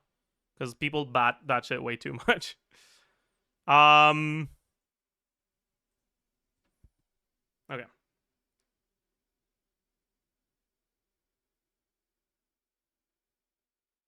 So about a quarter of your team's DPS is coming directly from Llama's Burst. Right? Now that's a lot. And that's why having a damage set on Llama can be good. But because the only side it looks at is EM, and because she's not able to use Gilded, right? Because multiple Dendro characters on the team, so it's not going to give you a lot of EM, it's going to give you attack. Who the fuck cares? Her best option offensively is just 2p, and 2p is just not very good. Right? So it tends to be better to have someone else on Instructor. But in either case, right? Whether you put Llama on a damage set or Kuki on Instructor, and when you're not using an Electrolast, let's say you're using Nahida, you're not going to be able to proc Instructor reliably on Nahida, so that's when you'd go 2p on Llama. In both cases, Columbina is on Serenade, right? So in those Llama teams, Columbina is on Serenade. In the Inefa teams, Columbina tends to be on Serenade, but when you're trying to wheelchair your team with just Inefa and Columbina doing the damage, you can do Morningstar or even Night Sky.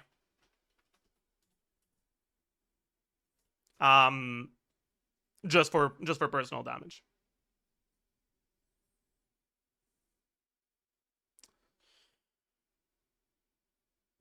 That is also what you do in the Zabai teams, right? Zabai teams don't tend to have a last character that scales well with extra stats, right? Inefa's Burst functions the same way as Llama's Burst, but the numbers on it are way worse. I say Inefa, fucking... Itlua's Burst functions the exact same way as Llama's Burst, but it's just the numbers are way worse. So building him with 2p CM and a lot of EM just doesn't do anywhere near as much. So you tend to be better off having him on Serenade and just having damage on Columbina.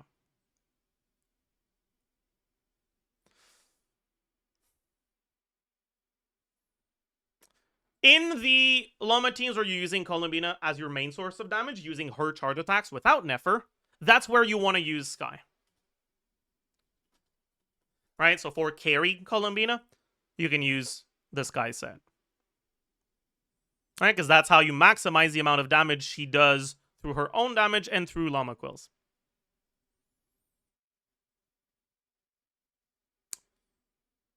Other than that, right, in the Skirk teams, for example, you can use TOM. For the non-lunar teams. And that is basically it. I think that the set options are generally good enough and important enough and valuable enough that I would not consider going for a 2-piece. If you're going to be playing her in a team where you intend on having her on Morningstar at some point, for now, before you get to farm it, right? Because it's a new set, so no one has any for now. You can just have her on Serenade as a placeholder and eventually move to Morningstar.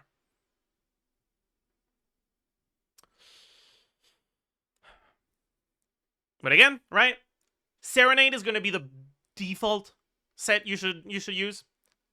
And then specifically in Zabai teams and in some wheelchair teams with Inefa, but not the main teams with Inefa, you can use Morningstar.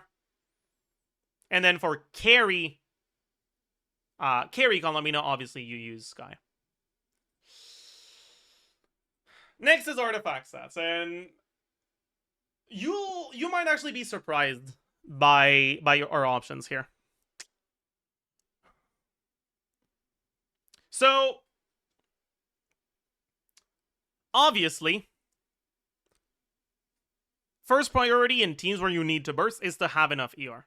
So if you don't have enough ER through your substats, you need ER sense.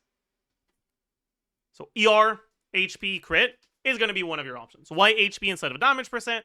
Because her main source of damage is the lunar damage, and the lunar damage doesn't scale with damage percent.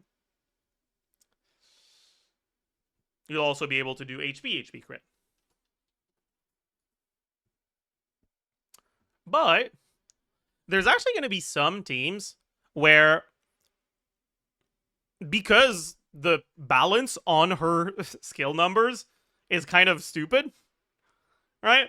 And like I want to clarify this. This is like the only part of her kit that I think isn't really balanced, and it's not even that strong. I just think it's dumb that this is as like decent. It's not amazing, but as decent as it is. But this 15.9% every 2 seconds, there are some teams where that's actually enough to make damage percent better than HP Goblin.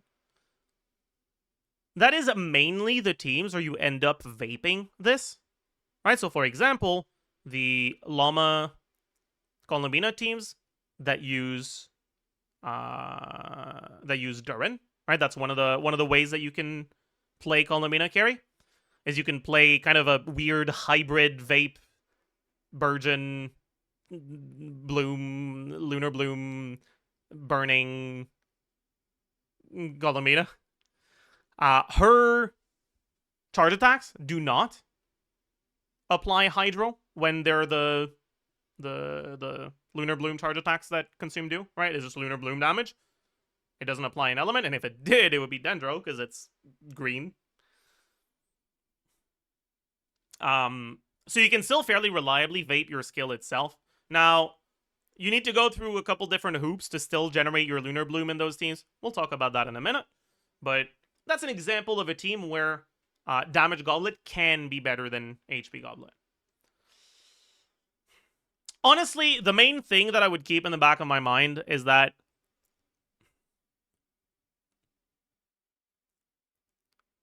for the Bloom teams in general, because HP does not increase Llama Quill damage, and because this Lunar Bloom damage is balanced to be half of the Lunar Charge and the Lunar Crystallize damage, because of the ability for it to also carry Llama damage, in the Llama teams, in the Lunar Bloom teams, Hydro Damage Goblet tends to be competitive, sometimes slightly better, sometimes slightly worse. And in the other teams, it tends to be worse. But we can do HP damage crit. Now, you do want to get enough HP to maximize this passive, right? You need 35,000 HP to get the 7% reaction damage. However, don't focus on it too hard. If you're at like 33,000 HP, that's fine. Don't like significantly nerf your artifact quality, right? Use way worse artifacts just so that you get to this HP breakpoint.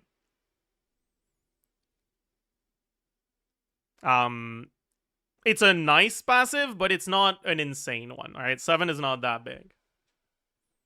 And even when you don't cap this, you're still pretty close to capping it, right? Because it doesn't look at extra HP, it looks at total HP. And your total HP, with literally no extra HP, just from the fact that your flower is plus 20, is already at 20k. Right? You're already getting 4 out of this 7% just from having leveled artifacts, even if it's not the right main stats.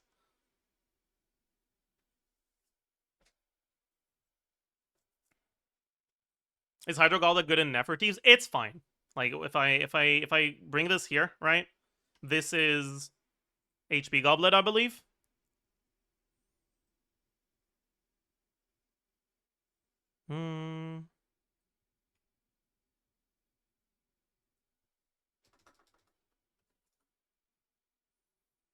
This is Hydro Goblet. Less than a 1k team DPS diff. And so it's very, very similar.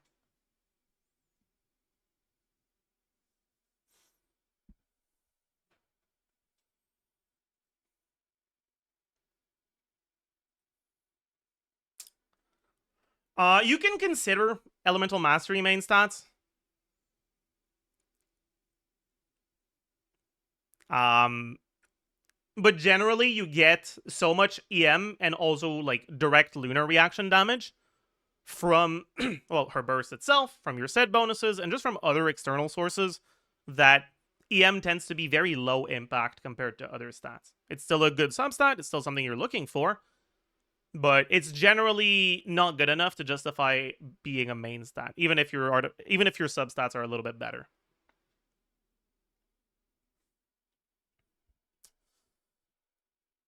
And finally, we can get to the proper conversation about teams, and I'm gonna need to grab something to drink, because we have a lot of yap to do and my throat is dry.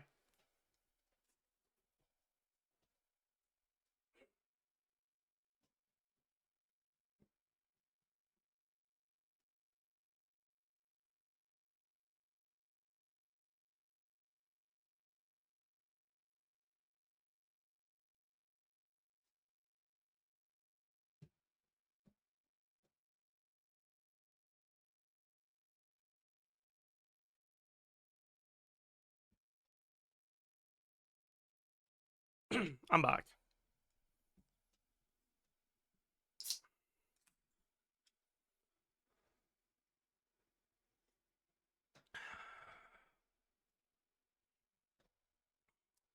Okay. Oh yeah, I should actually mention this, right? I didn't mention it because it's bad, but I think some people might think about it, so I should mention it just in case. Instructor for artifact sets is a no. Even in teams where Serenade is better than Morningstar because she doesn't do as much personal damage as, say, Inefa, she's still doing a lot of personal damage, so you're still better off having her on a 5-star set.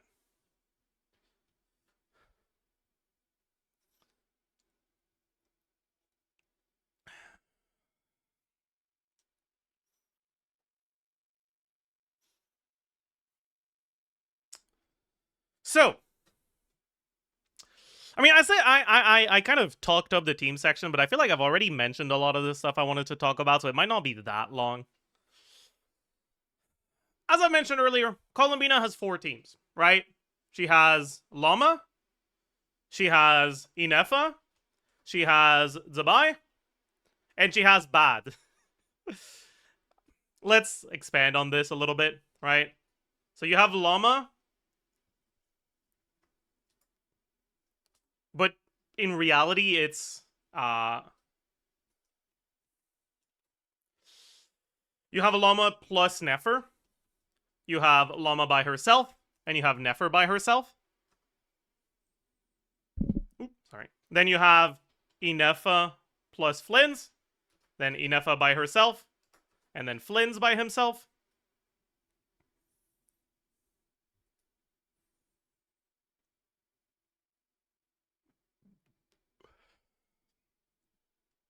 Then you have Zabai, and then you have Bad. And I just want to clarify, right? When I say bad compared to these, not necessarily actually unplayable, right? Like the power creep is fucking something right now. So even the bad Columbina teams are like not that awful. But like to put it in perspective a little bit,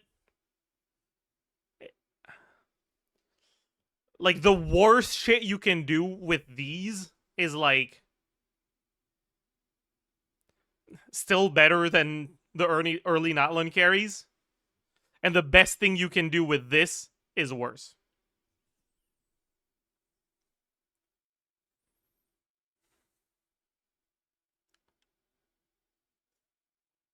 At least as far as I've found. Maybe there's one fucking hidden team I'm just not thinking about. But okay, also, I guess I should clarify. Skirk, I suppose, is also like, okay. Right? But like, that's not really Columbina, right? Like, I want to make it clear, right? I'm talking about teams that actually make use of Columbina's kit. Yes, you can use Columbina as a character that is technically there in a Skirk team. And it's not even going to be bad. But it uses basically no part of Columbina's kit. So I don't think people that like care about what Columbina does really need to hear that much about it. Yeah, you can use it. We can move on now. And there's a few people in chat that are mentioning Nilo. I also need to clarify this. Nilo is not a real unit without Llama. In 2025, I mean, fuck, it's almost 2026, right? By the time this video is out, it'll be 2026. In 2026, Nilo is not a real unit without Llama. Colombina doesn't fix that. So it's still a team with Llama, or a bad team.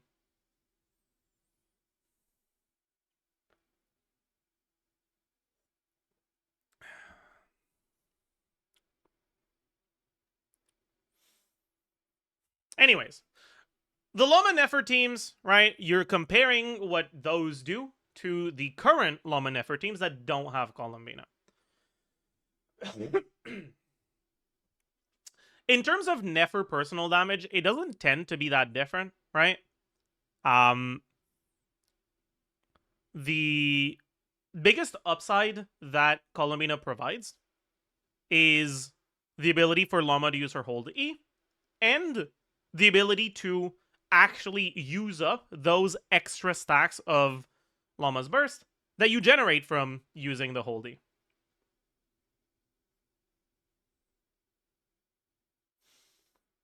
He hasn't responded to any real question. No fucking shit! This is not an Ask Zajef, this is a pre-release analysis. Shut up! This is not a chat interaction moment.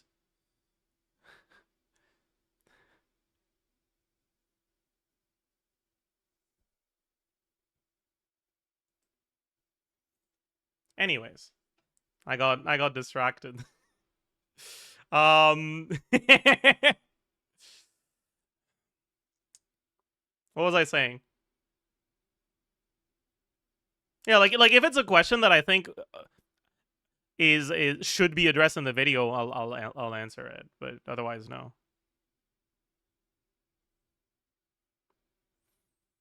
But yeah. So the biggest thing that Colombina provides to those teams is, like I said, the ability to use Llama's hold E, which deals a little bit more damage itself than the top E, and to use the extra Pale Hymn stacks generated by using Llama's hold E.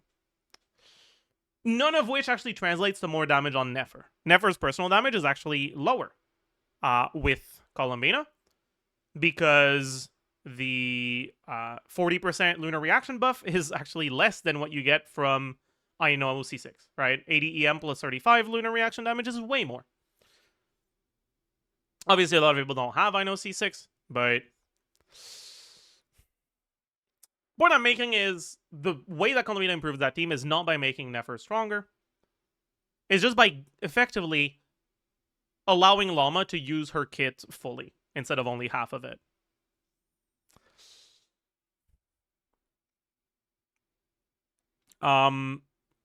For Nefer directly, it allows you to not necessarily need to swap out. So you potentially get to do shorter rotations despite Colombina having longer animations, right? Now, instead of being forced to wait and filling out that wait time with either a swap to someone else or Nefer's Burst, you can just not wait. You get to just start with like basically 4 Verdant Dews available instead of 3, which allows you to do all 6 before you run out.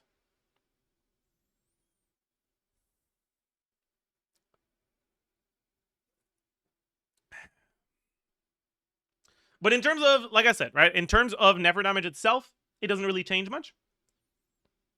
But it makes the rest of the team do a lot more damage. Overall, from what I've looked at, it seems like it's anywhere between like anywhere between like 15 and 25 team DPS increase. There's a lot of factors that go into it, obviously, though.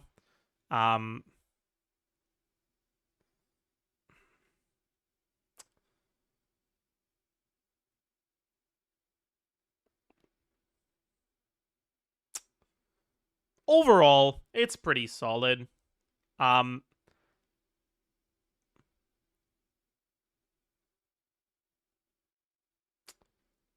say that in Nefer's case specifically, Nefer plus Llama isn't really necessarily weaker than Columbina plus Llama.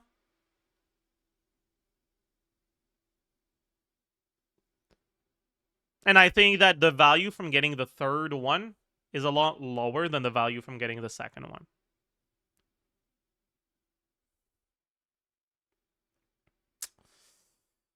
Basically, as long as you have Llama plus another one of the two, you kind of don't really need the third.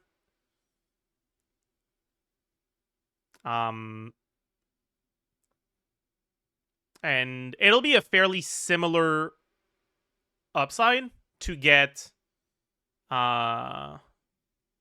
the signature weapon as it will be to get the third character.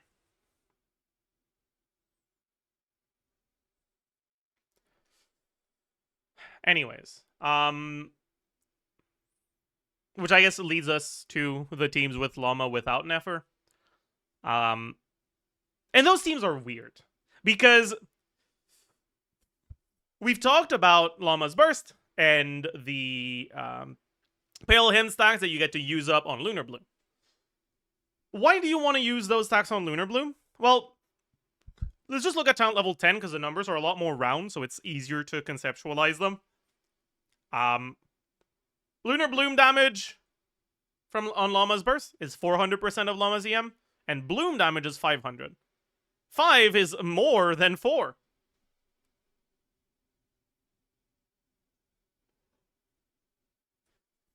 So why do we want the Lunar Bloom instead of normal Bloom? Well, this 500 EM is increased by nothing. It's increased by crit if it can crit, which it can when you're not in Ascendant Gleam. Obviously, with Nefer teams, with Columbina teams, you are in Ascendant Gleam, so it's not increased by crit. But even if it is increased by crit with this, right? It's a set amount of crit rate that's 15% with 100 crit damage. So it's 500% times 1.15.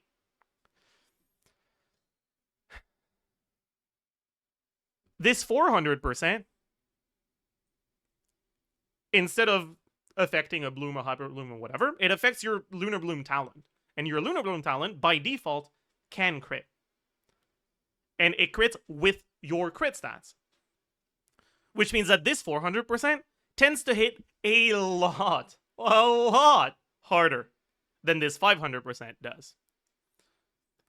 If you're looking at Columbina carry specifically, right? How much crit do you have? Well, you have 98.4 base because you have crit ascension, right? Because it's 24.2 crit rate, so times 2, plus 50% crit damage, right? 98.4. You have main stat circlet. You have substats. For now, we'll assume 20 crit rolls. Obviously, high investment will get more than that, but I like just using 20 as a default for my comparisons. We'll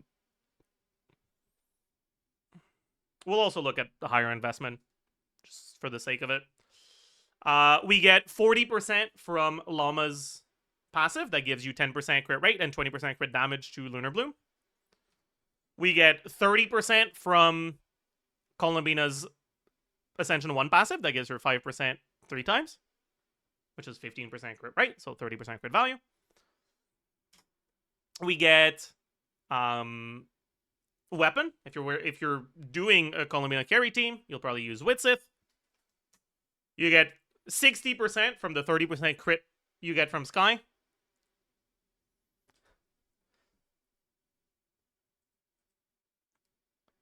This is your crit value, right?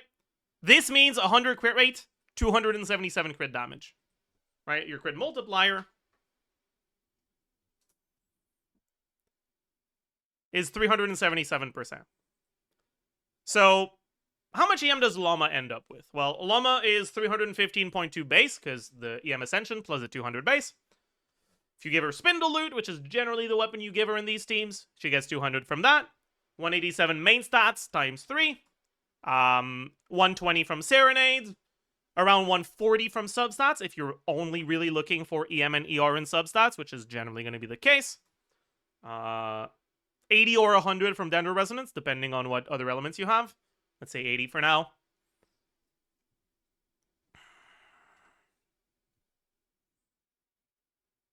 You might have instructor, but for now, let's just look at this, right? 1400.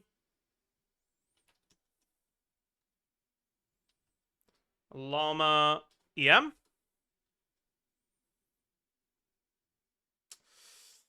So, how much extra damage do you get from a Hyper Bloom? So, Hyper Bloom buff. We were looking at talent level 10 earlier. For now, let's bring it back to talent level 9. 472.2 times Llama's EM. Now, this can't crit in these teams because you have Ascendant Gleam, so you don't have the crit. You also have some Shred. You'll generally have Deepwood and Llama's Shred baseline. So that's 55 Shred. So the enemy that is default 10% resistance will go to minus 45. Resistance below 0 is halved in effectiveness. So that's 22.5 extra damage. So 1.225. Which means that when you use a Llama burst stack on a Hyper Bloom or a Burgeon, it adds 8,000 damage.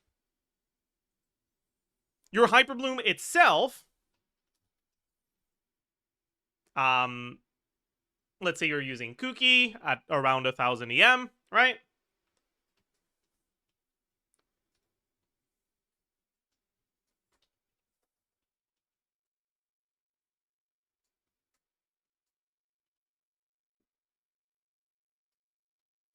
With the Shred, is at around 33k damage. So your total Hyper Bloom damage will be hitting for around 42k. Here. You could also have Kuki on the flop set, but for now, let's just look at this, right? Actually, no, we probably would have her on the flop here. 46k here. Anyways. What about the damage if we buff something that Columbina does with Lunar Bloom instead? Well, instead of 472.2, it'll be 377.8. 377.8 times Llama's EM. This time, it can crit. So times the crit multiplier.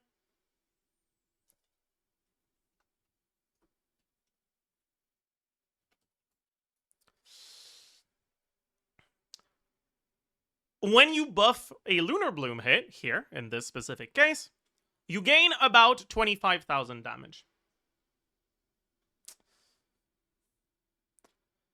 Here's the thing, right? In these teams, when you're playing Columbina carry, by default, you will get 3 instances of the skill hit per rotation, so you can get 15 Lunar Blooms buffed with this. And then you can get charge attacks up to 6 generally, generally 5 to 6. Let's say 5 for now. So that's another 15 because it's 5 times 3. 3 times 5 and 5 times 3. So you can get up to 30 instances of Lunar Bloom damage from Columbina.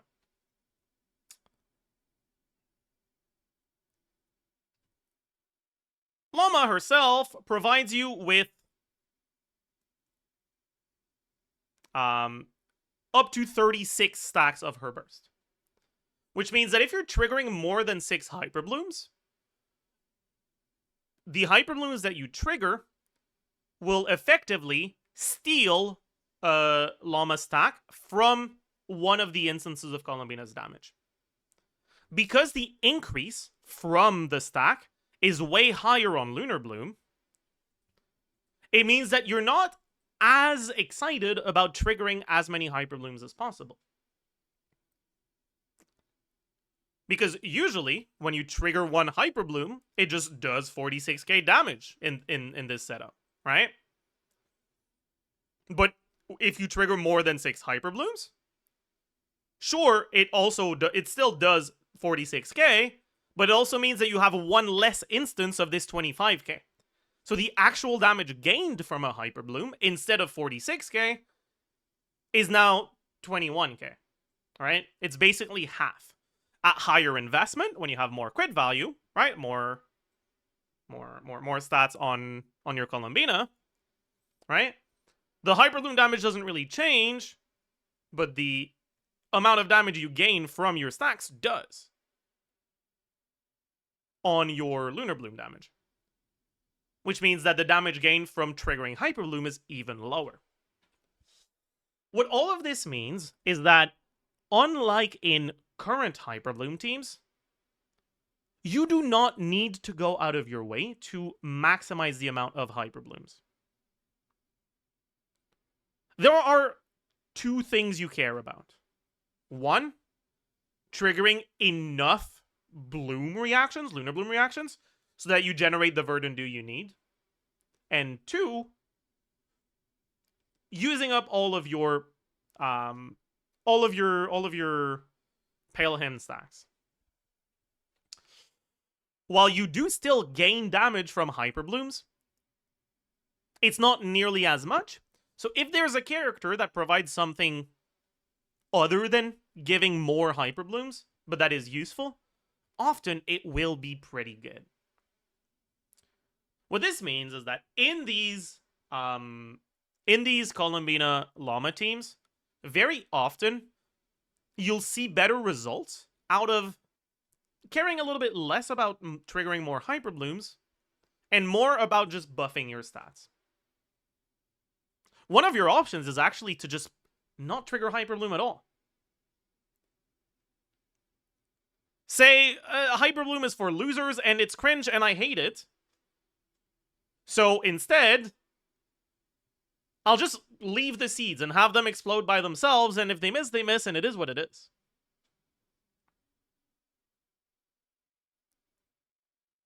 And that allows you to bring units that actually give relevant buffs, even if they're not Electro. You get to bring Sucrose, that gives over 200 EM to Llama.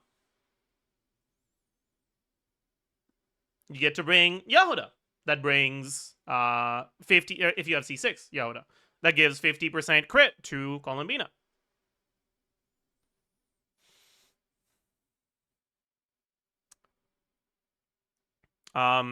You get to bring Burgeon instead of Hyper Bloom. You get to bring a Pyro unit that actually has synergy with the team. As long as you're weakening the Burning Aura enough that you still trigger your Lunar Bloom, which you can do through an animal unit that you swap to here and there, like Sucrose, you get to bring Durin for up to 35 shred on the Dendro damage. You can use Nilo as well. And even in the Nilo teams, you don't even need to go out of your way to add more Dendro application.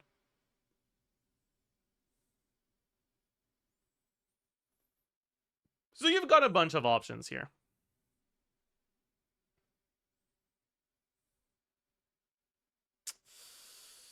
Next, we have the Nefer teams without Llama. And honestly, I'm not a fan. I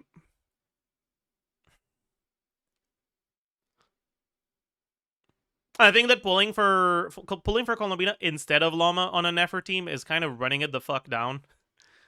It is better than like using Ino, even if you don't have Llama. Just because Ino's not very good. But it's really not nearly as impactful as when you do have Llama, and it's a lot worse than having Nefer plus Llama if you just have Nefer plus Columbina.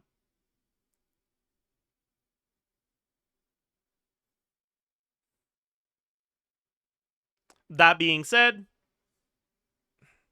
especially with content being so tailored towards Nodcry characters right now, with all the Lunar Shill going on, if you have Nefer and you don't have Llama, and you're just barely below the DPS thresholds that you need to clear the Lunar Shill right now, maybe it's still useful for you. But I would heavily recommend going for Llama over Columbina if given the choice.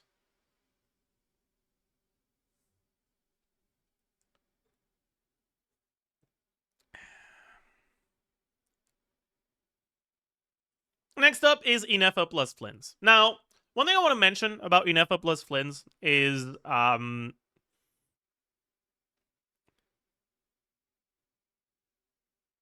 recently some alternative rotations for Flins were popularized a little bit, where you add in more swaps to Sucrose, spend a little bit less time on Flins himself, in order to maintain full uptime on Sucrose's EM buffs and the VV, so that you can maximize Inefa's damage. And this is a consequence, basically, of Inefa being a lot stronger of a character than Flins. But yeah, as it turns out, increasing your ER requirements on Flins, having to build a bit more ER on him because you spend less time on him, isn't as much of a downside as having the uptime for Inefa's damage on Sucrose's buffs is an upside.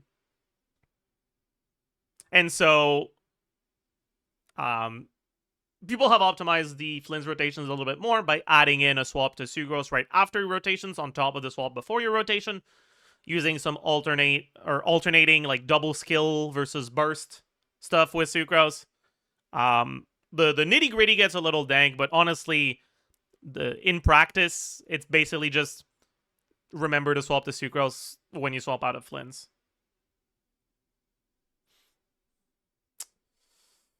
When you do that, Flins' damage contribution is even lower than it already was, and it already wasn't that high. So I mean, it's getting pretty funny, right? The Flins teams are getting better by spending less time on Flins, and that's the case with Columbina as well. You have even one more source of damage that isn't Flins himself, so you have even less of the damage being dealt by Flins, barely breaking the 40% team DPS mark now. People have been flaming Flins because of it, and I think in a way that's warranted, but it's not just Flins. Alright, Flins and Nefer are both frauds that get carried by how good their supports are. Alright, the real stars of both of those teams are Llama and Inefa. Open your eyes. Anyways, I think that if you have Inefa and you're considering should I get Flins or Columbina, I think getting Columbina is more valuable. The two unit core with Inefa Columbina I think is stronger than the 2-unit core with Inefa Flins. If you already have Flins and you're wondering should I get Inefa or Columbina, I think it's a little bit more complicated. Not because Columbina is as good as Inefa for Flins, but because your alternative Electro options are good and your alternative Hydro options are dog shit. With the Witch buffs, Fischl is a lot better for Flins teams now. She was already decent, but now she's like actually pretty decent. Like she's actually pretty solid. Not quite as good as Inefa though, but it's not that bad. So depending on what your like full team is gonna be, from what I've looked at, it seems like there are teams where Flins Columbina. Thank you for the raids, Ardo. There are teams where Flins Columbina and Flins Inefa are fairly comparable, because of how weak the Hydra options in Flins teams are if you don't have Columbina.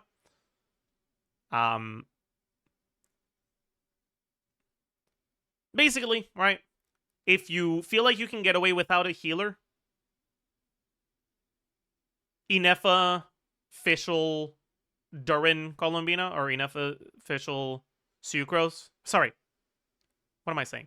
Flins, Fischl, Durin, Columbina, and Flins, Fischl, Sucrose, Columbina are pretty good.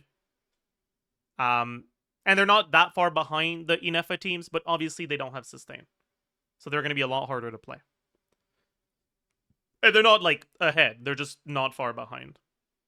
So I still think Inefa is better to get than Columbina for those teams.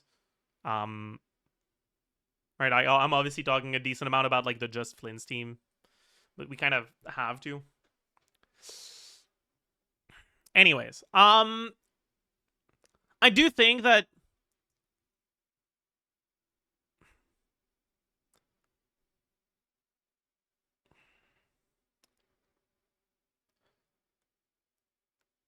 how do I explain this actually? And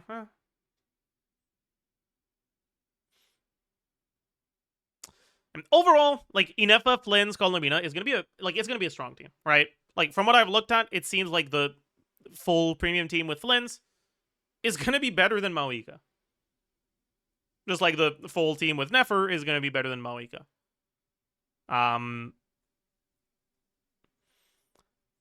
So like when I give the caveats and the asterisks and the conditions for these things, I don't want people to like conclude, oh, that means these things are bad. They're not, right? Like the power creep is in full effect. This game's balance is completely cooked.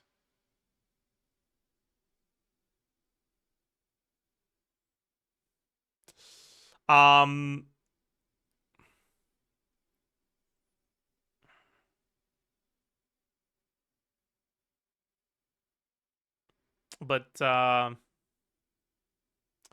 you should ask yourself,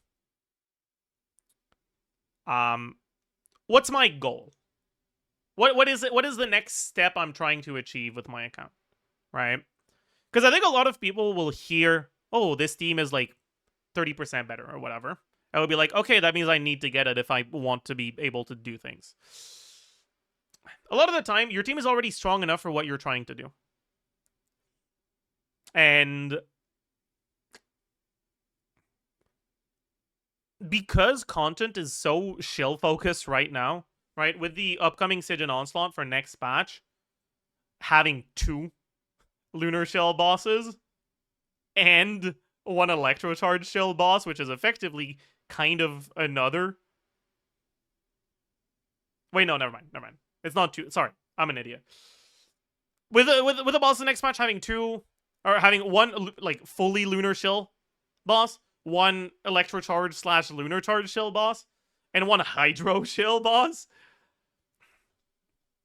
The question you should be asking yourself isn't just like how much of an upgrade to this team is this character. It's also, is this a team that is currently struggling to achieve what I'm setting out to achieve with it? If you're not someone who cares that much about clearing Dire, and your team is already more than strong enough to clear Fearless, maybe you'll be better off getting a character that is making another team stronger.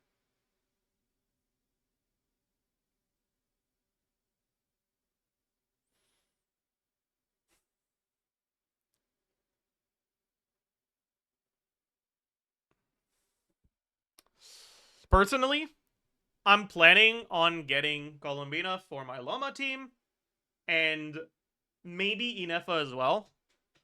But I'm not actually planning on getting either Flynn's or Nefer. Because I think that for content that heavily shills Lunar, I'll be able to do Colombina Inefa. And if there's 2 things that heavily shill Lunar, I'll be able to do Llama plus like whatever like relatively bad flex just for a normal Hyper Bloom team. And that should be enough.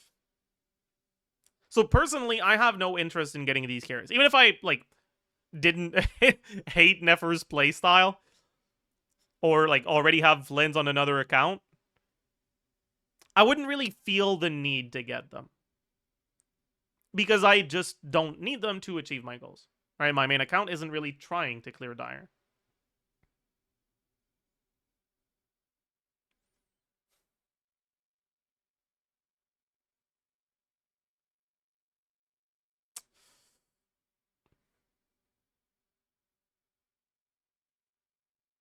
And on my second account, right, the account that has C2 Mauika, that has C1 Flynn's with Inefa, I think that getting Colombina is actually not even that good of an idea. Because the goal of that account is to clear Dire, but I know for a fact I will not clear Dire for a relatively long time to come, because I just don't have that many characters yet, right? And realistically, the smart thing to do would not be to get Columbina to make a team that's already basically able to clear Dire that's tailored towards it stronger. It would be to get a character that enables a third team, because I still only really have 2 teams. But if I get Columbina, can I realistically split Flinzy, Nefa, and Columbina to make 2 strong teams that are going to be able to do Dire? Dire, definitely not. Fearless, maybe not either. So in the short term, it's not a great idea. And in the long term, there's going to be a Columbina rerun before I'm able to clear Dire anyway, so it's also not a good idea. And it would just be smarter to wait until we have more information. Like, who knows? Maybe 7.0 has Columbia instead of Columbina. Or Columbina Hyper Selenia. Selena, who's just better. Like, I don't know. Right, the more information I have, the better. I'm still gonna go for her because, as much as the account is trying to clear Dire as soon as possible, I also don't want to just have an account where the only thing I do on it is do my dailies and quests, I guess, and not get any new characters and just wait for the next 2 years.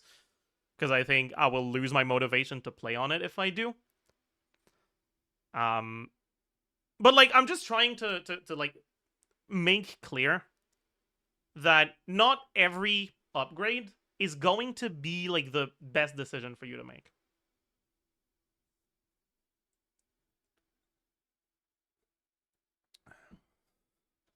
And at least right now,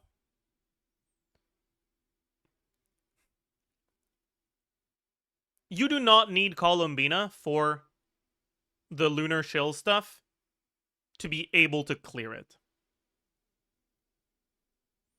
So if you already have your Lunar team, I don't think the value provided by Columbina is that high necessarily.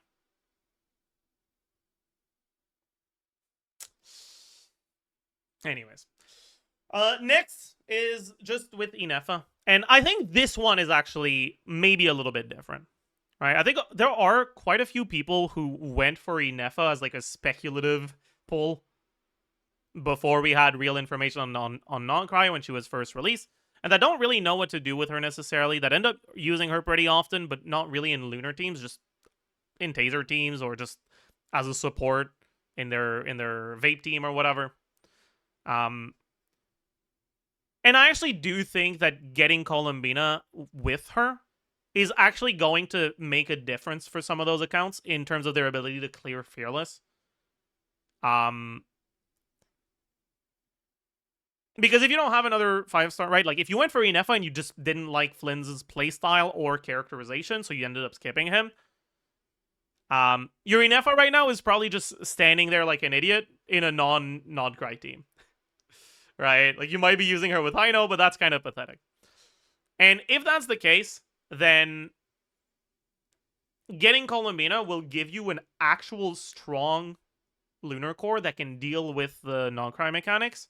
Right? The enemies that force you to do Ascendant Gleam damage or Lunar damage or whatever. And it will give you a core that is strong enough, pretty much with any carry or support, to carry you through whatever boss that requires that Lunar stuff.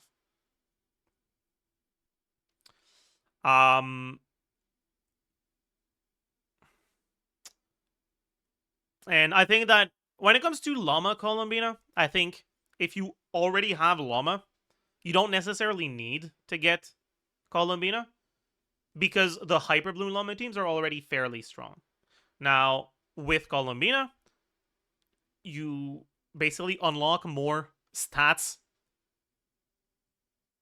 that your damage scales with, because it now actually cares about your crit stats, which means that at high investment, those teams will perform better than Hyper Bloom teams.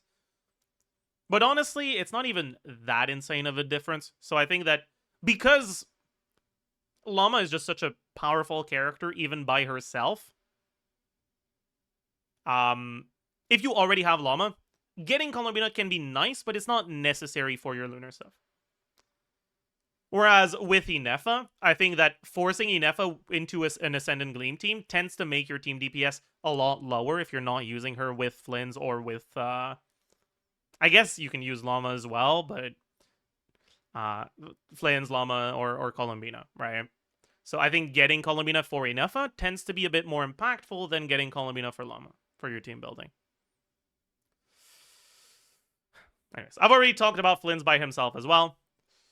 For Zabai, I mentioned it a little bit earlier. I'll say it again.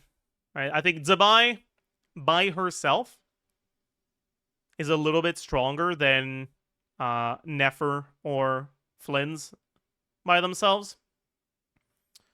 I think Zabai plus Columbina is a little bit stronger than Nefer or Flynn's with Columbina, but is weaker than Nefer or Flynn's with Llama or Inefa plus Columbina.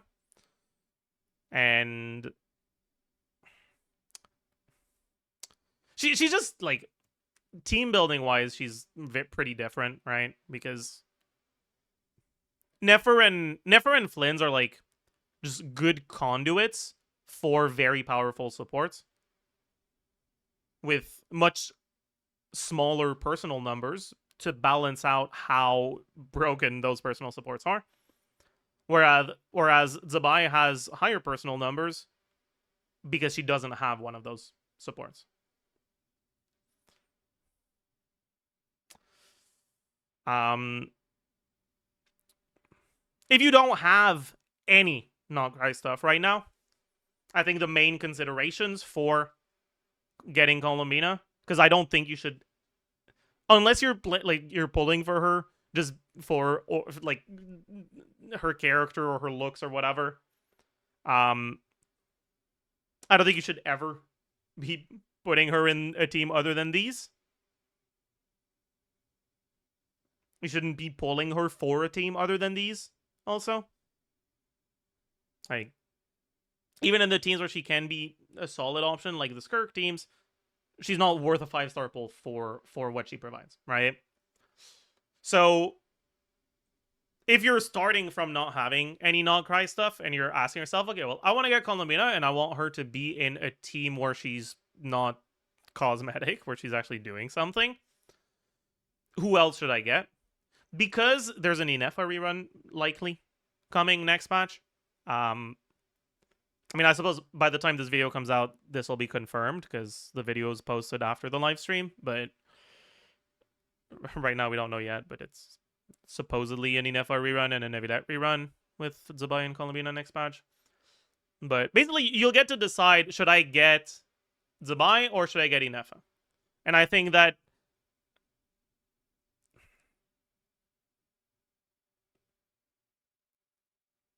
personally that getting Inefa is just a lot better overall.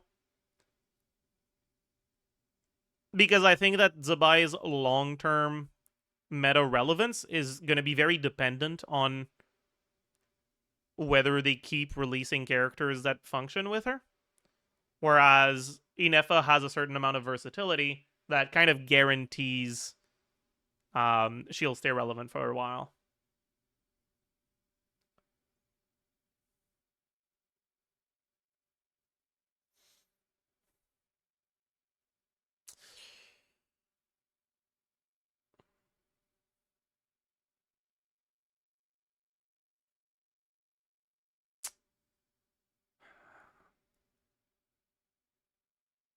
But I'll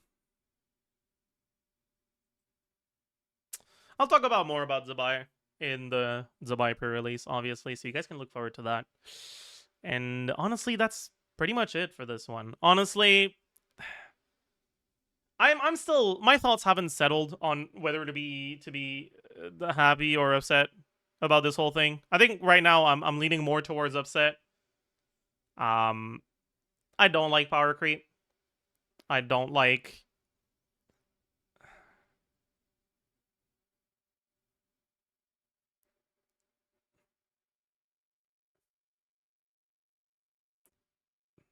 Like the FOMO that comes with the newer character not only being really good, but also only being really good if you also get some other newer characters. Yeah, the power creep is getting worse and worse right now. Honestly, that's not a good sign to me. Hey, thank you for the raid. We're currently recording, so I'm sorry I can't really talk too much yet. Sorry. Anyways, but yeah. So I'm not too like yeah like who restructured at Hoyo and gave the Star Rail balance team to Genshin? Like please send them back, man. Please send them back. Begging.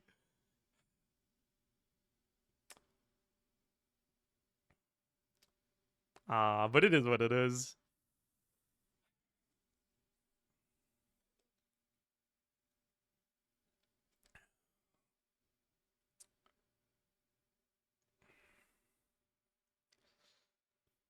All of that negative stuff being said, though, um, I think the silver lining is that this power creep is at the very least a wheelchair core that you can use with whatever your favorite dogshit character is. That, I suppose, is a nice thing, right? Like I've seen a lot of people being very happy about Hu Tao getting a pretty decent team with Colomina Inefa, right? And sure, Hu Tao is basically a side grade to just using Sucrose on field, if not a downgrade. But it's gonna be more than good enough to clear Lunar Shield content, right? And it's gonna be pretty strong. Um,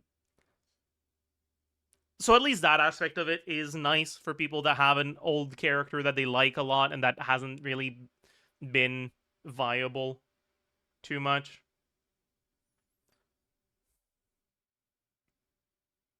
Right? Inefa already kind of did that for like by herself and like to some extent.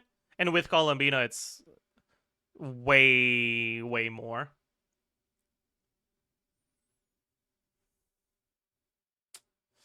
But yeah, that silver lining does not necessarily alleviate the pessimism, I guess, that I feel about their balance decisions.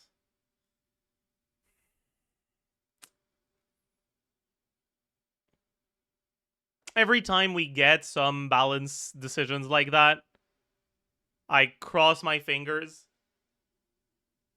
True. I cross my fingers and I pray, please let this be the new ceiling, not just the new fucking floor. Please let the next character not have like 3% more than this. Have them be 3% less, not more. Okay, like, sure, okay, we got power creep. It is what it is. I'll live with it. Can we not get power creep for at least another month? I'm begging you. At least with Maoika, that lasted a little bit, but it sure as fuck isn't lasting anymore. So I hope that Columbina is the new ceiling, and right, like Columbina, say Columbina, but like those Nod Cry Lunar teams with Columbina are the new ceiling, not the new floor.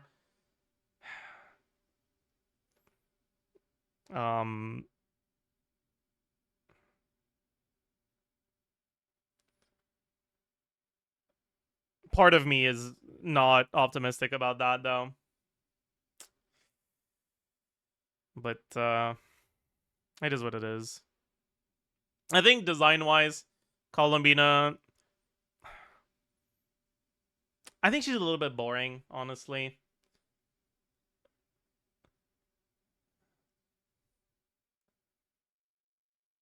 It doesn't feel like she really does that much, right? Like, I think what she does for the lunar stuff can be interesting with the extra Verdant Dew. But because we only really have 2 characters that use Verdant Dew, it doesn't feel like it adds a dynamic element to team building. It's just a yes-no thing of can I use Llama's whole E or not. If we had more Lunar Bloom characters, I think that could be a lot more interesting. Having different options to use this extra 3 Verdant Dew could be cool, could be interesting, could be nice. I think that the 33% chance to hit double on Lunar Crystallize and Lunar Charge are really boring, and I think that what the rest of her kit does is also relatively boring. I wish that she actually impacted team building in a different way. But I suppose it would have been hard to make her a team building warping character without making her even stronger than she already is. Or just completely worthless. So, it is what it is.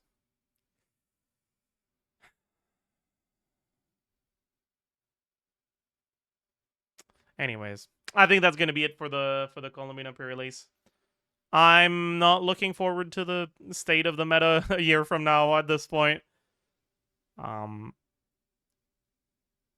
Please let this not continue, or at least let this not just be another step. All right, like we can take a break from the power creep, please and thank you. As usual, hope you learned a thing or two, hope you enjoyed, and I will see you guys in the next one. Bye, YouTube. Yeah, we can record the constellations, my bad. Okay, so in classic Zajef fashion, I forgot to record constellations until after I finish the rest of the recording, so the hello again. The constellations are kind of funny, honestly. All of our constellations have lunar reaction elevation. Elevation is just a separate multiplier, so it doesn't get diluted by other sources of damage increases. So it tends to be a little bit better, but it's still just like 1.5% elevation is just 1.5% more damage. That's cool, I guess. C1. Using the skill gets you an extra instance of her lunar skill damage that's supposed to happen every 6 seconds, right? By default, you only get it after 6 seconds and then every 6 seconds. With C1, you get an extra hit when you cast skill. Holy sack! No, you can't even use sack because it's 15-second cooldown on the effect. And on top of that, when you're in Ascendant Gleam, which you should almost always be with Columbina teams, you don't actually need Ascendant Gleam for anything in Columbina's kit, but Columbina's just not that good of a unit if you're not bringing another like good Nogcry character. But anyways, based on which gravity interference you're triggering, right? Which lunar reaction you're triggering, you get an extra effect. So if you're triggering lunar charge, right? If your skill does lunar charge damage, your active character gets 6 energy. So because she gets it herself when she uses skill, that's 6 energy for her and 18 energy for another teammate. Generally, you're on fielder for at least 2 of the remaining 3. Maybe not all 3.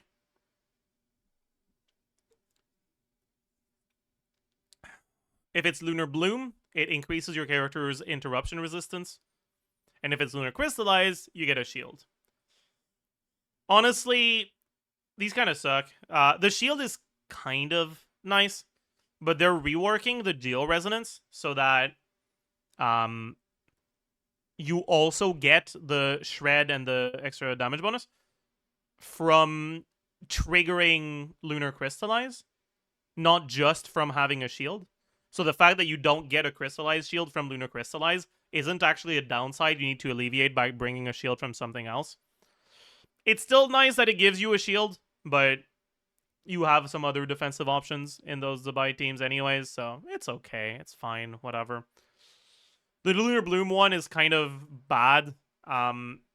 Nefer doesn't tend to need the interruption resistance.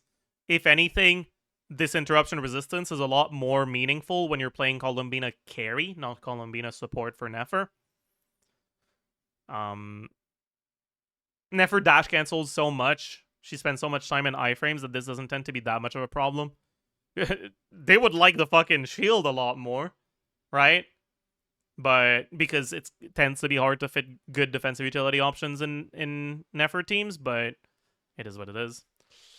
And then the energy is just a nice little boon. It's okay. It's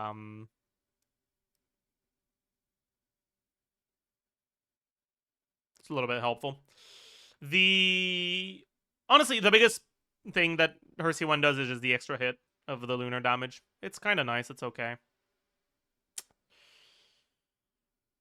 C2. You accumulate gravity 34% faster, right? So you'll get 4 per rotation instead of 3. It'll happen every 4.5 seconds instead of every 6 seconds.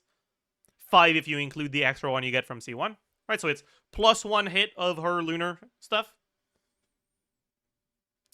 But also 40% HP and a buff to the active character. The buff to the active character depends on which reaction you're triggering. It's attack for lunar charge, EM for lunar bloom, and defense for lunar crystallize. So generally, the buff is what your on-fielder wants.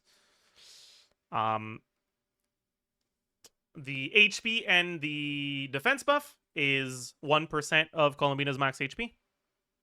Generally, in these teams, she'll be hovering around the 40k, 45k mark. So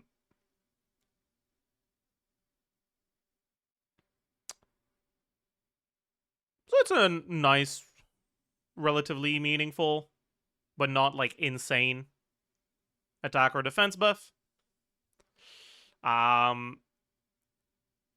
If it's EM, it's 0.35% instead. So instead of like that 400, 450, well, it's a third of that. That's also okay. And then you also have the 7% elevation instead of 1.5. Right, C1 and C6 are 7% elevation instead of 1.5. All of her constellations have elevation.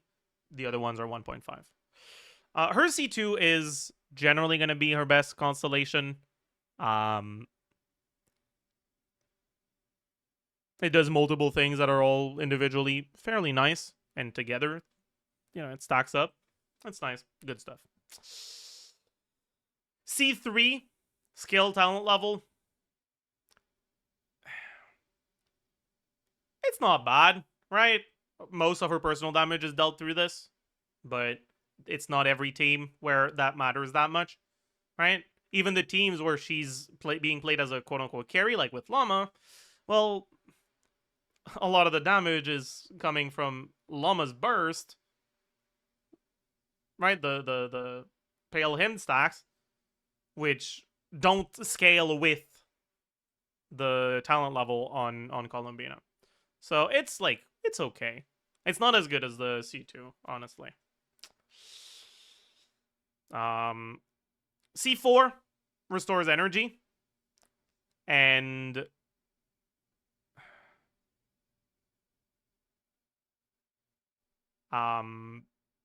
makes 1 instance of her lunar damage per rotation hit harder.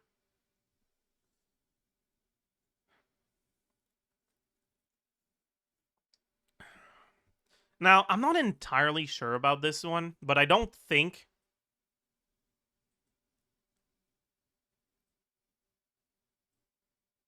know if this gets increased by the EM multiplier or not, because it's really inconsistent on whether things get increased by EM multiplier or not. It's something I'll talk about in the Zabai pre-release.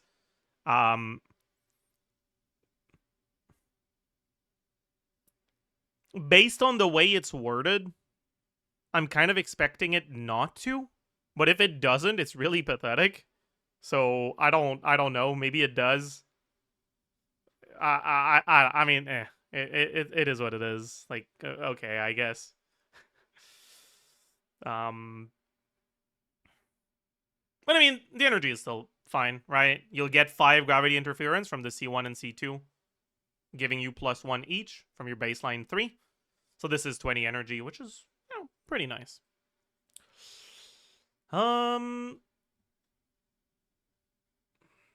C5, burst silent level. This is her worst constellation. It's pretty bad. Alright, her burst is already not that meaningful. More talent levels on it is, ooh, plus 9% team-wide lunar reaction damage. Wow. So cool. It does a little bit more damage on the burst itself as well, but that doesn't tend to matter too much. It is what it is. And finally, the C6.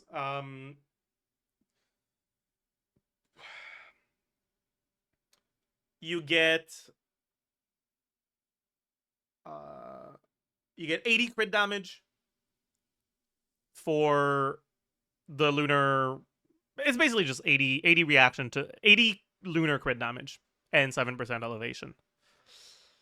For people that want to play carry Columbina, this is probably a little bit disappointing, because this is a constellation that is doing exactly as much for carry Columbina as for support Columbina.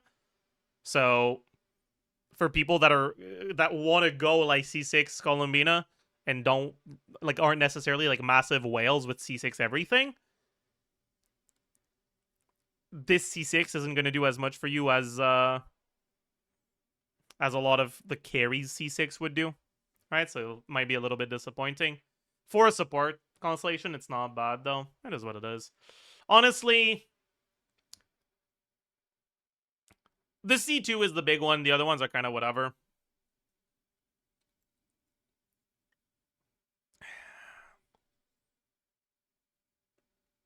When it comes to vertical investment on Columbina, I think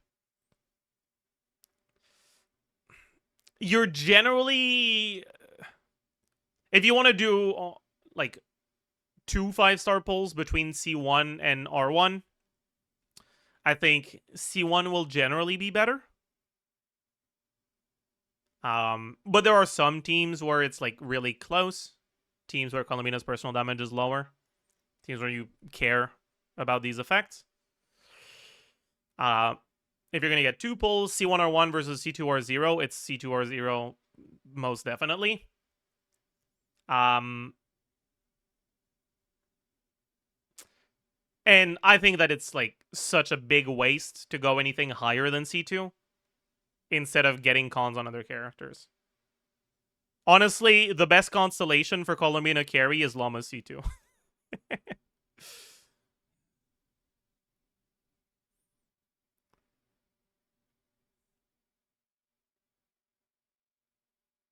Because we've said earlier, right? More than half of Columbina's damage in Columbina Llama teas is Llama's burst. And Llama's C2 doubles the numbers on her burst.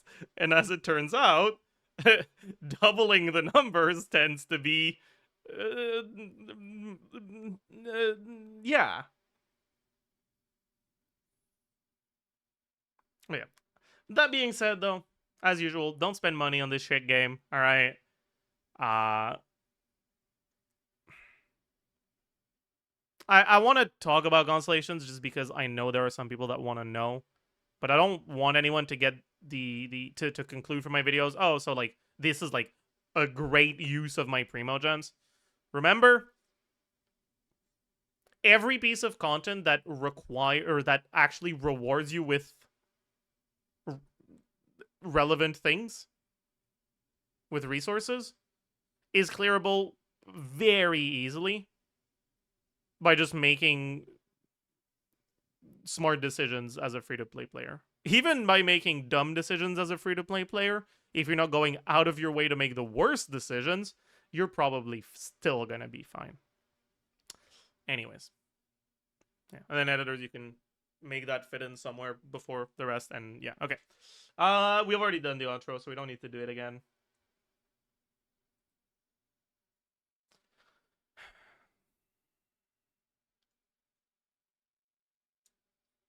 Let the editors know, yeah. Recorded Columbina re-release. And I think that's gonna be it for today, because I'm fucking tired, man.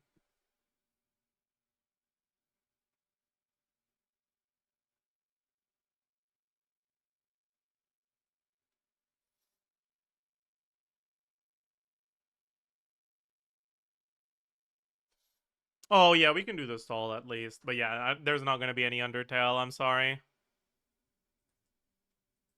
Alright. We stare. We pound. We zilch. We hatch. We match. This is not good. We watch. Fuck. GG. It was batch.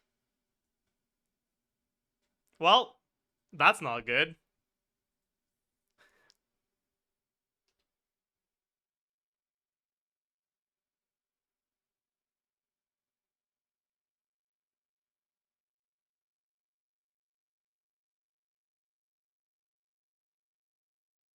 Oh.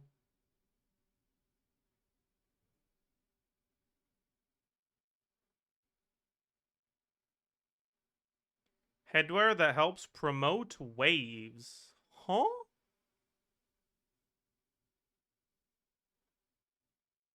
Country that celebrates National Ceviche Day. Is that Peru?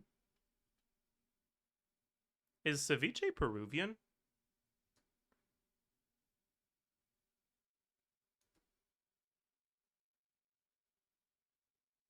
Huh, I didn't know that. Like, I feel like it has to be. Maybe not, actually. Flew across the country.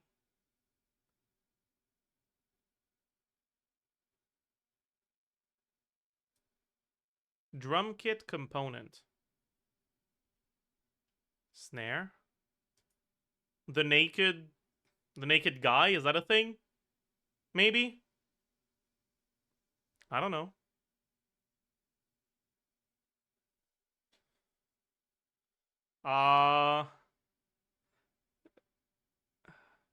A four-letter country that ends in S. Is there even one of those?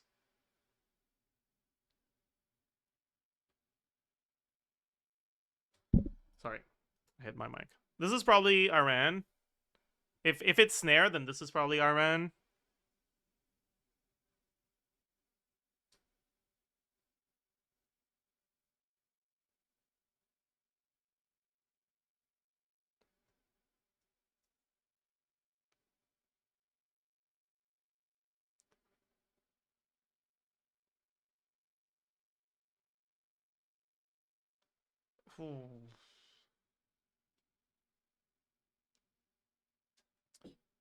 The land of a... Maybe it's not snare. But I feel like it has to be snare. What the fuck is a four-letter country that ends in S, man? With elephants? Dude, what the fuck is a country with elephant?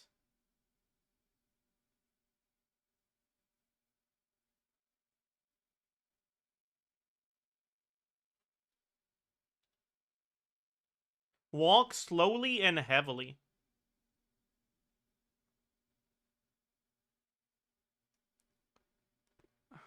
Okay, maybe it wasn't PJs then. Maybe I'm an idiot.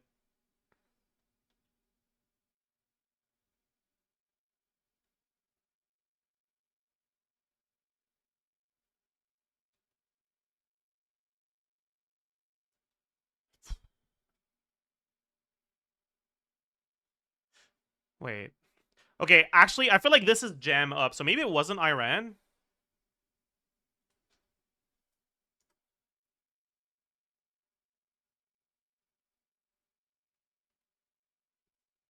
Is there a country with these letters? Or am I an idiot? I think I might be an idiot, chat.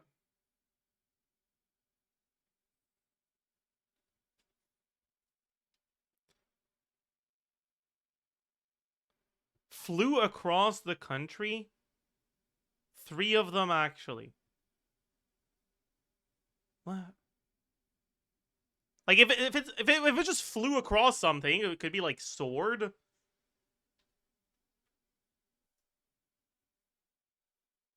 Day, that doesn't... Den? Gun? Naked gun? Is that a thing? That could be a thing. Laos. Oh, right. I remember. Dude, this country made me struggle whenever I did the GeoGuessr. I don't remember where it is, but I remember it pissed me off. Okay, I don't know what the fuck this is, man. I'm not that okay, I'm confident in Peru. I think I'm confident in Jam Up. I think Laos probably makes sense. I think I'm pretty confident in Oman either as well. I'm not that confident in Gun, but I am confident in Den.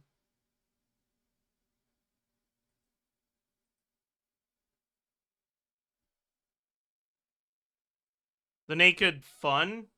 No. The Naked Nun, maybe?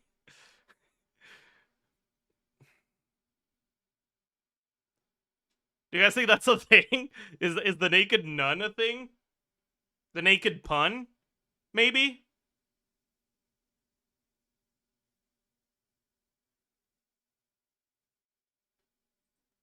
Because, like, I have no idea what this is. So, I would have to, like, brute force it with all the letters.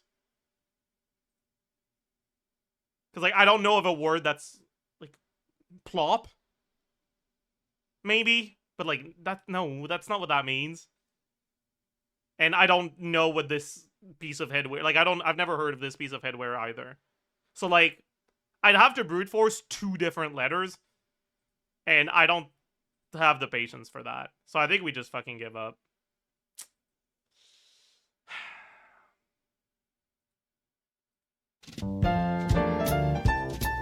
Claude and Durag. Yeah, yeah, okay. Sure, I guess. Sure, I guess. It should have been the Naked Nun.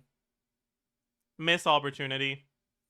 That's not quite 45, right? A little bit less. Maybe like a 42. So 318.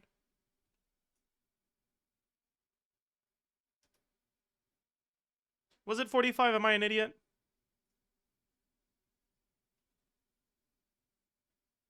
Wait.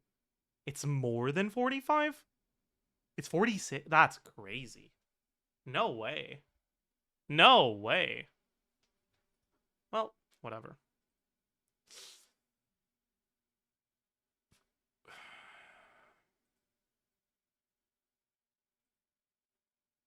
Medium blue. Psych. Oh. Hmm. Hmm. Hmm. Hmm. I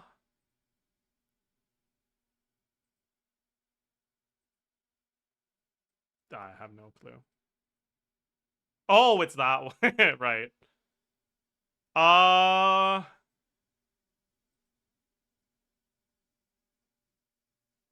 What the fuck is this, bro?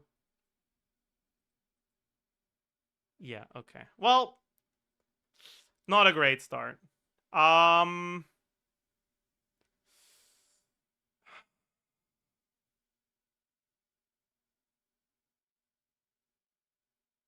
That's from that one weird fucking show, right? Oh. You know, I feel like I can remember her name. It was a white name, I think. It was like Mary or some shit.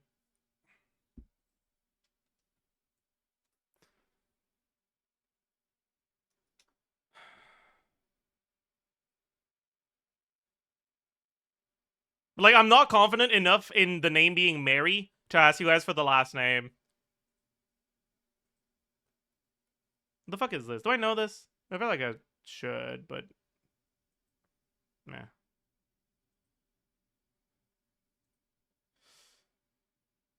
It was Mary. Okay. I feel like that's kind of goated then. I feel like I feel proud of myself for knowing that, actually.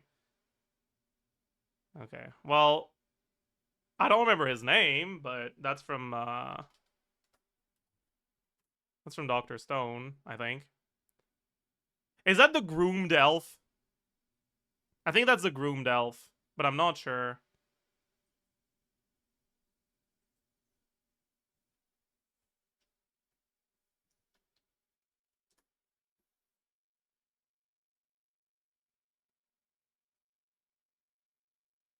It wasn't. Okay, GG.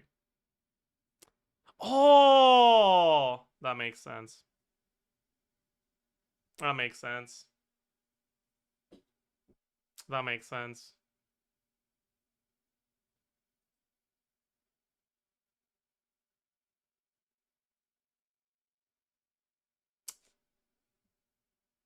This is not from the anime. This is from the manga for sure. Because that's a way too well drawn to be from the anime. Oh man. Um I know this one. What's it called again?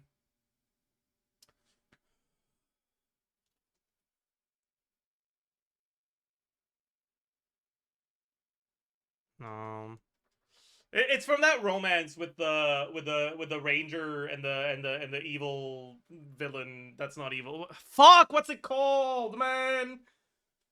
I'm not gonna remember it. Is bro okay? That looks old as fuck. Is that from like this shit? No. Okay, Gundam. Okay, what's the name in English? Chat. I forgot.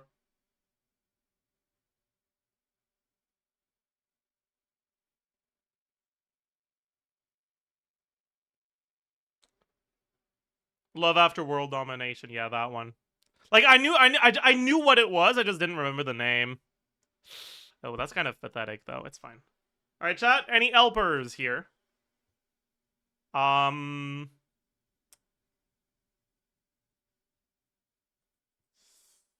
Bad light novel adaptation. Maybe. That doesn't narrow it down. ReZero below 7.3. SAO. I'm pretty sure SAO is above. Actually, it might be a 7.2. Yeah, it's a 7.2. It is a bad light novel adaptation after SAO. Action, not adventure or fantasy. Ari Ferretta. That's fantasy.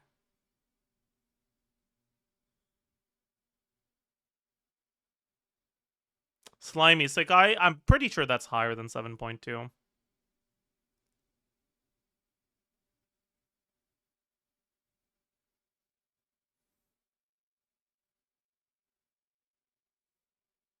Steins Gate. Worse than 7.2, man. What the hell?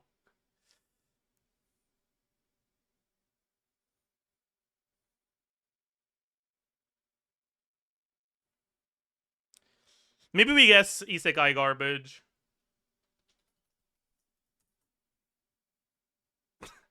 Oh god. It's not Isekai and it's harem. I probably don't know this shit. Oh no. This isn't who I am. I promise. I promise this is not who I am. It wasn't me. It wasn't me. This is I would like to make a legally binding statement here. The whatever you've seen, whatever you've witnessed in the past couple minutes or whatever, is not representative of what you are going to be seeing on the Zajef77 stream. It does not describe my values. I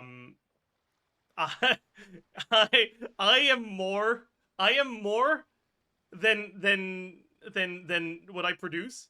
Okay, I'm a real person. I have feelings. Okay. Oh. Thank you for the raid.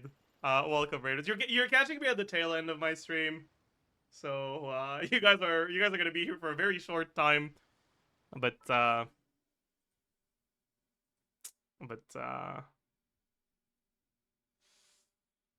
Yeah. What did you do today?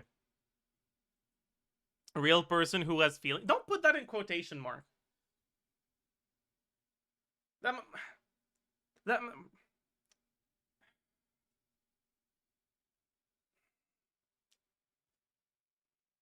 I am a real person, and I do have feelings.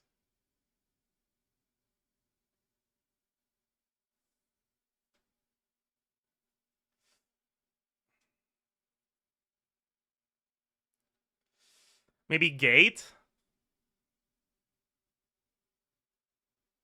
I feel like Gate would be tagged as Isekai, no?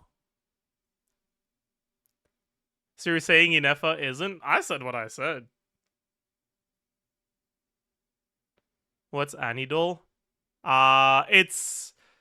We're trying to guess an anime. Based on year of release, genre, theme, studio, source material, and my anime list score. And these three categories, right? Guess the anime from screenshots, guess the character, and guess the opening. I do by myself, but this one I ask for chat for help because otherwise it's just really like slow. It's just too much trial and error, and it's kind of boring. High School DxD. Is that really higher than 6.1, do you think? Maybe.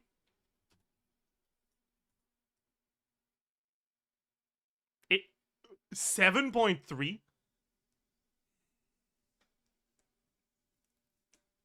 No way. No way, man. High School of the Dead. That cannot be higher than 6.1. I also think it's older than 2012. Because I was like a wee lad when I watched that.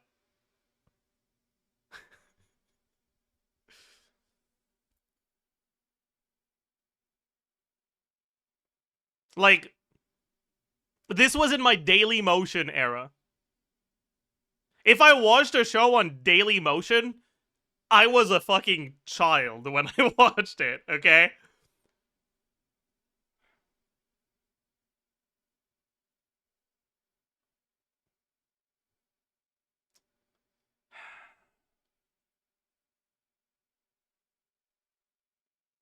Blue Exorcist? Is that bad? I feel like it's not. Yeah, it's not. Action, supernatural, ecchi harem. To Love Rue? No. Try Zombie. No.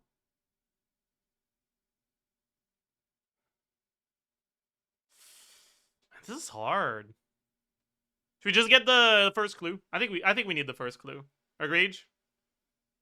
What about Trinity 7? Let's try that. And then let's get the first clue. This is what the poster looks like. I have no idea. Do you guys recognize this? Oh, the incest one.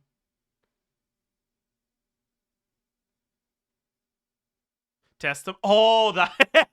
You know what? I feel like I should have known.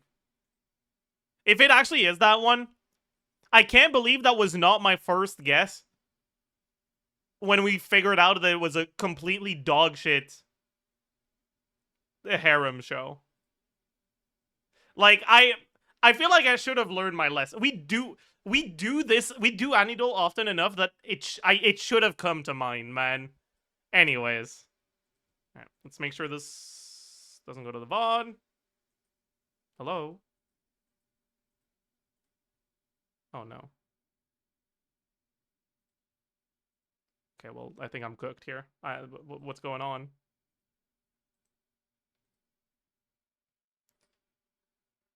OBS added again? No, this is not OBS. This is just my settings app struggling. Okay. Should be good now. Yeah.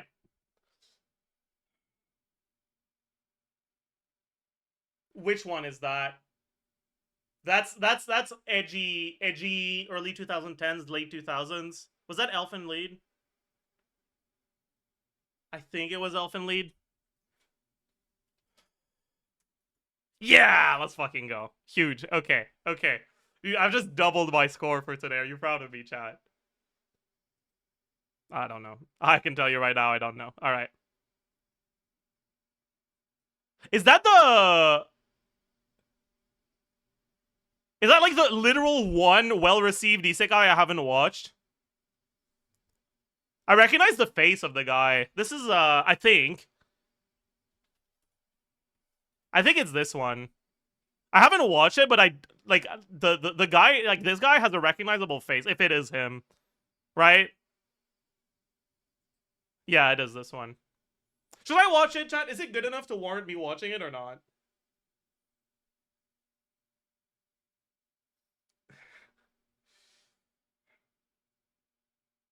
It's okay, no, 100% yes.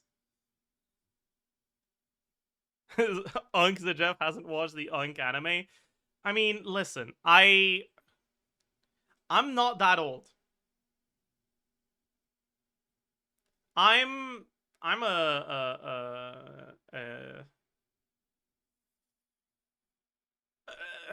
fresh mid-20s kind individual who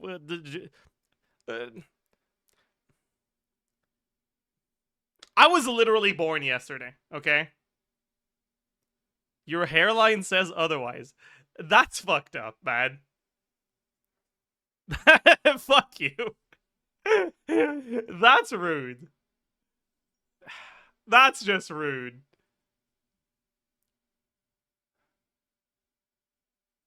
I don't know.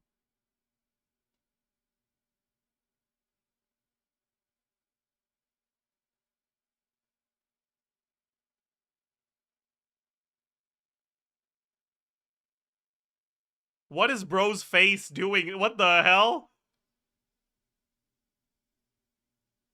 Okay, well, this is Shoujo Slop, but I don't think this is Shoujo Slop I've seen. It might be Shoujo Slop I've read, though. Okay, maybe not.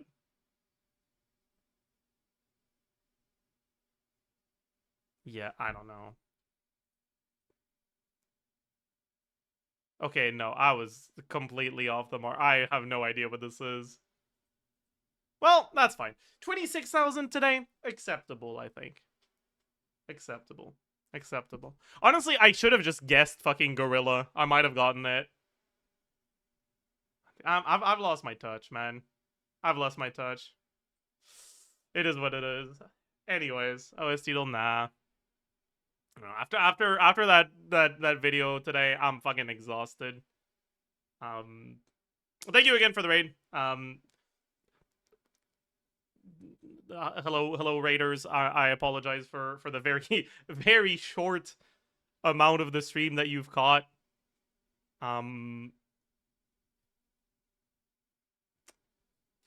I actually have a video to post today. I think we have the Ask Zajef VOD. So I mean, hey, if you're new here and you have doubts, you have questions, you don't know how good VOD is, you want to know more, the video has been posted. So as usual, you can find it through YouTube. It helps more with the algorithm. But if you're too lazy, I understand. Here's a link. Go watch it, leave a like, comment, subscribe, and I will see you guys tomorrow. Bye-bye!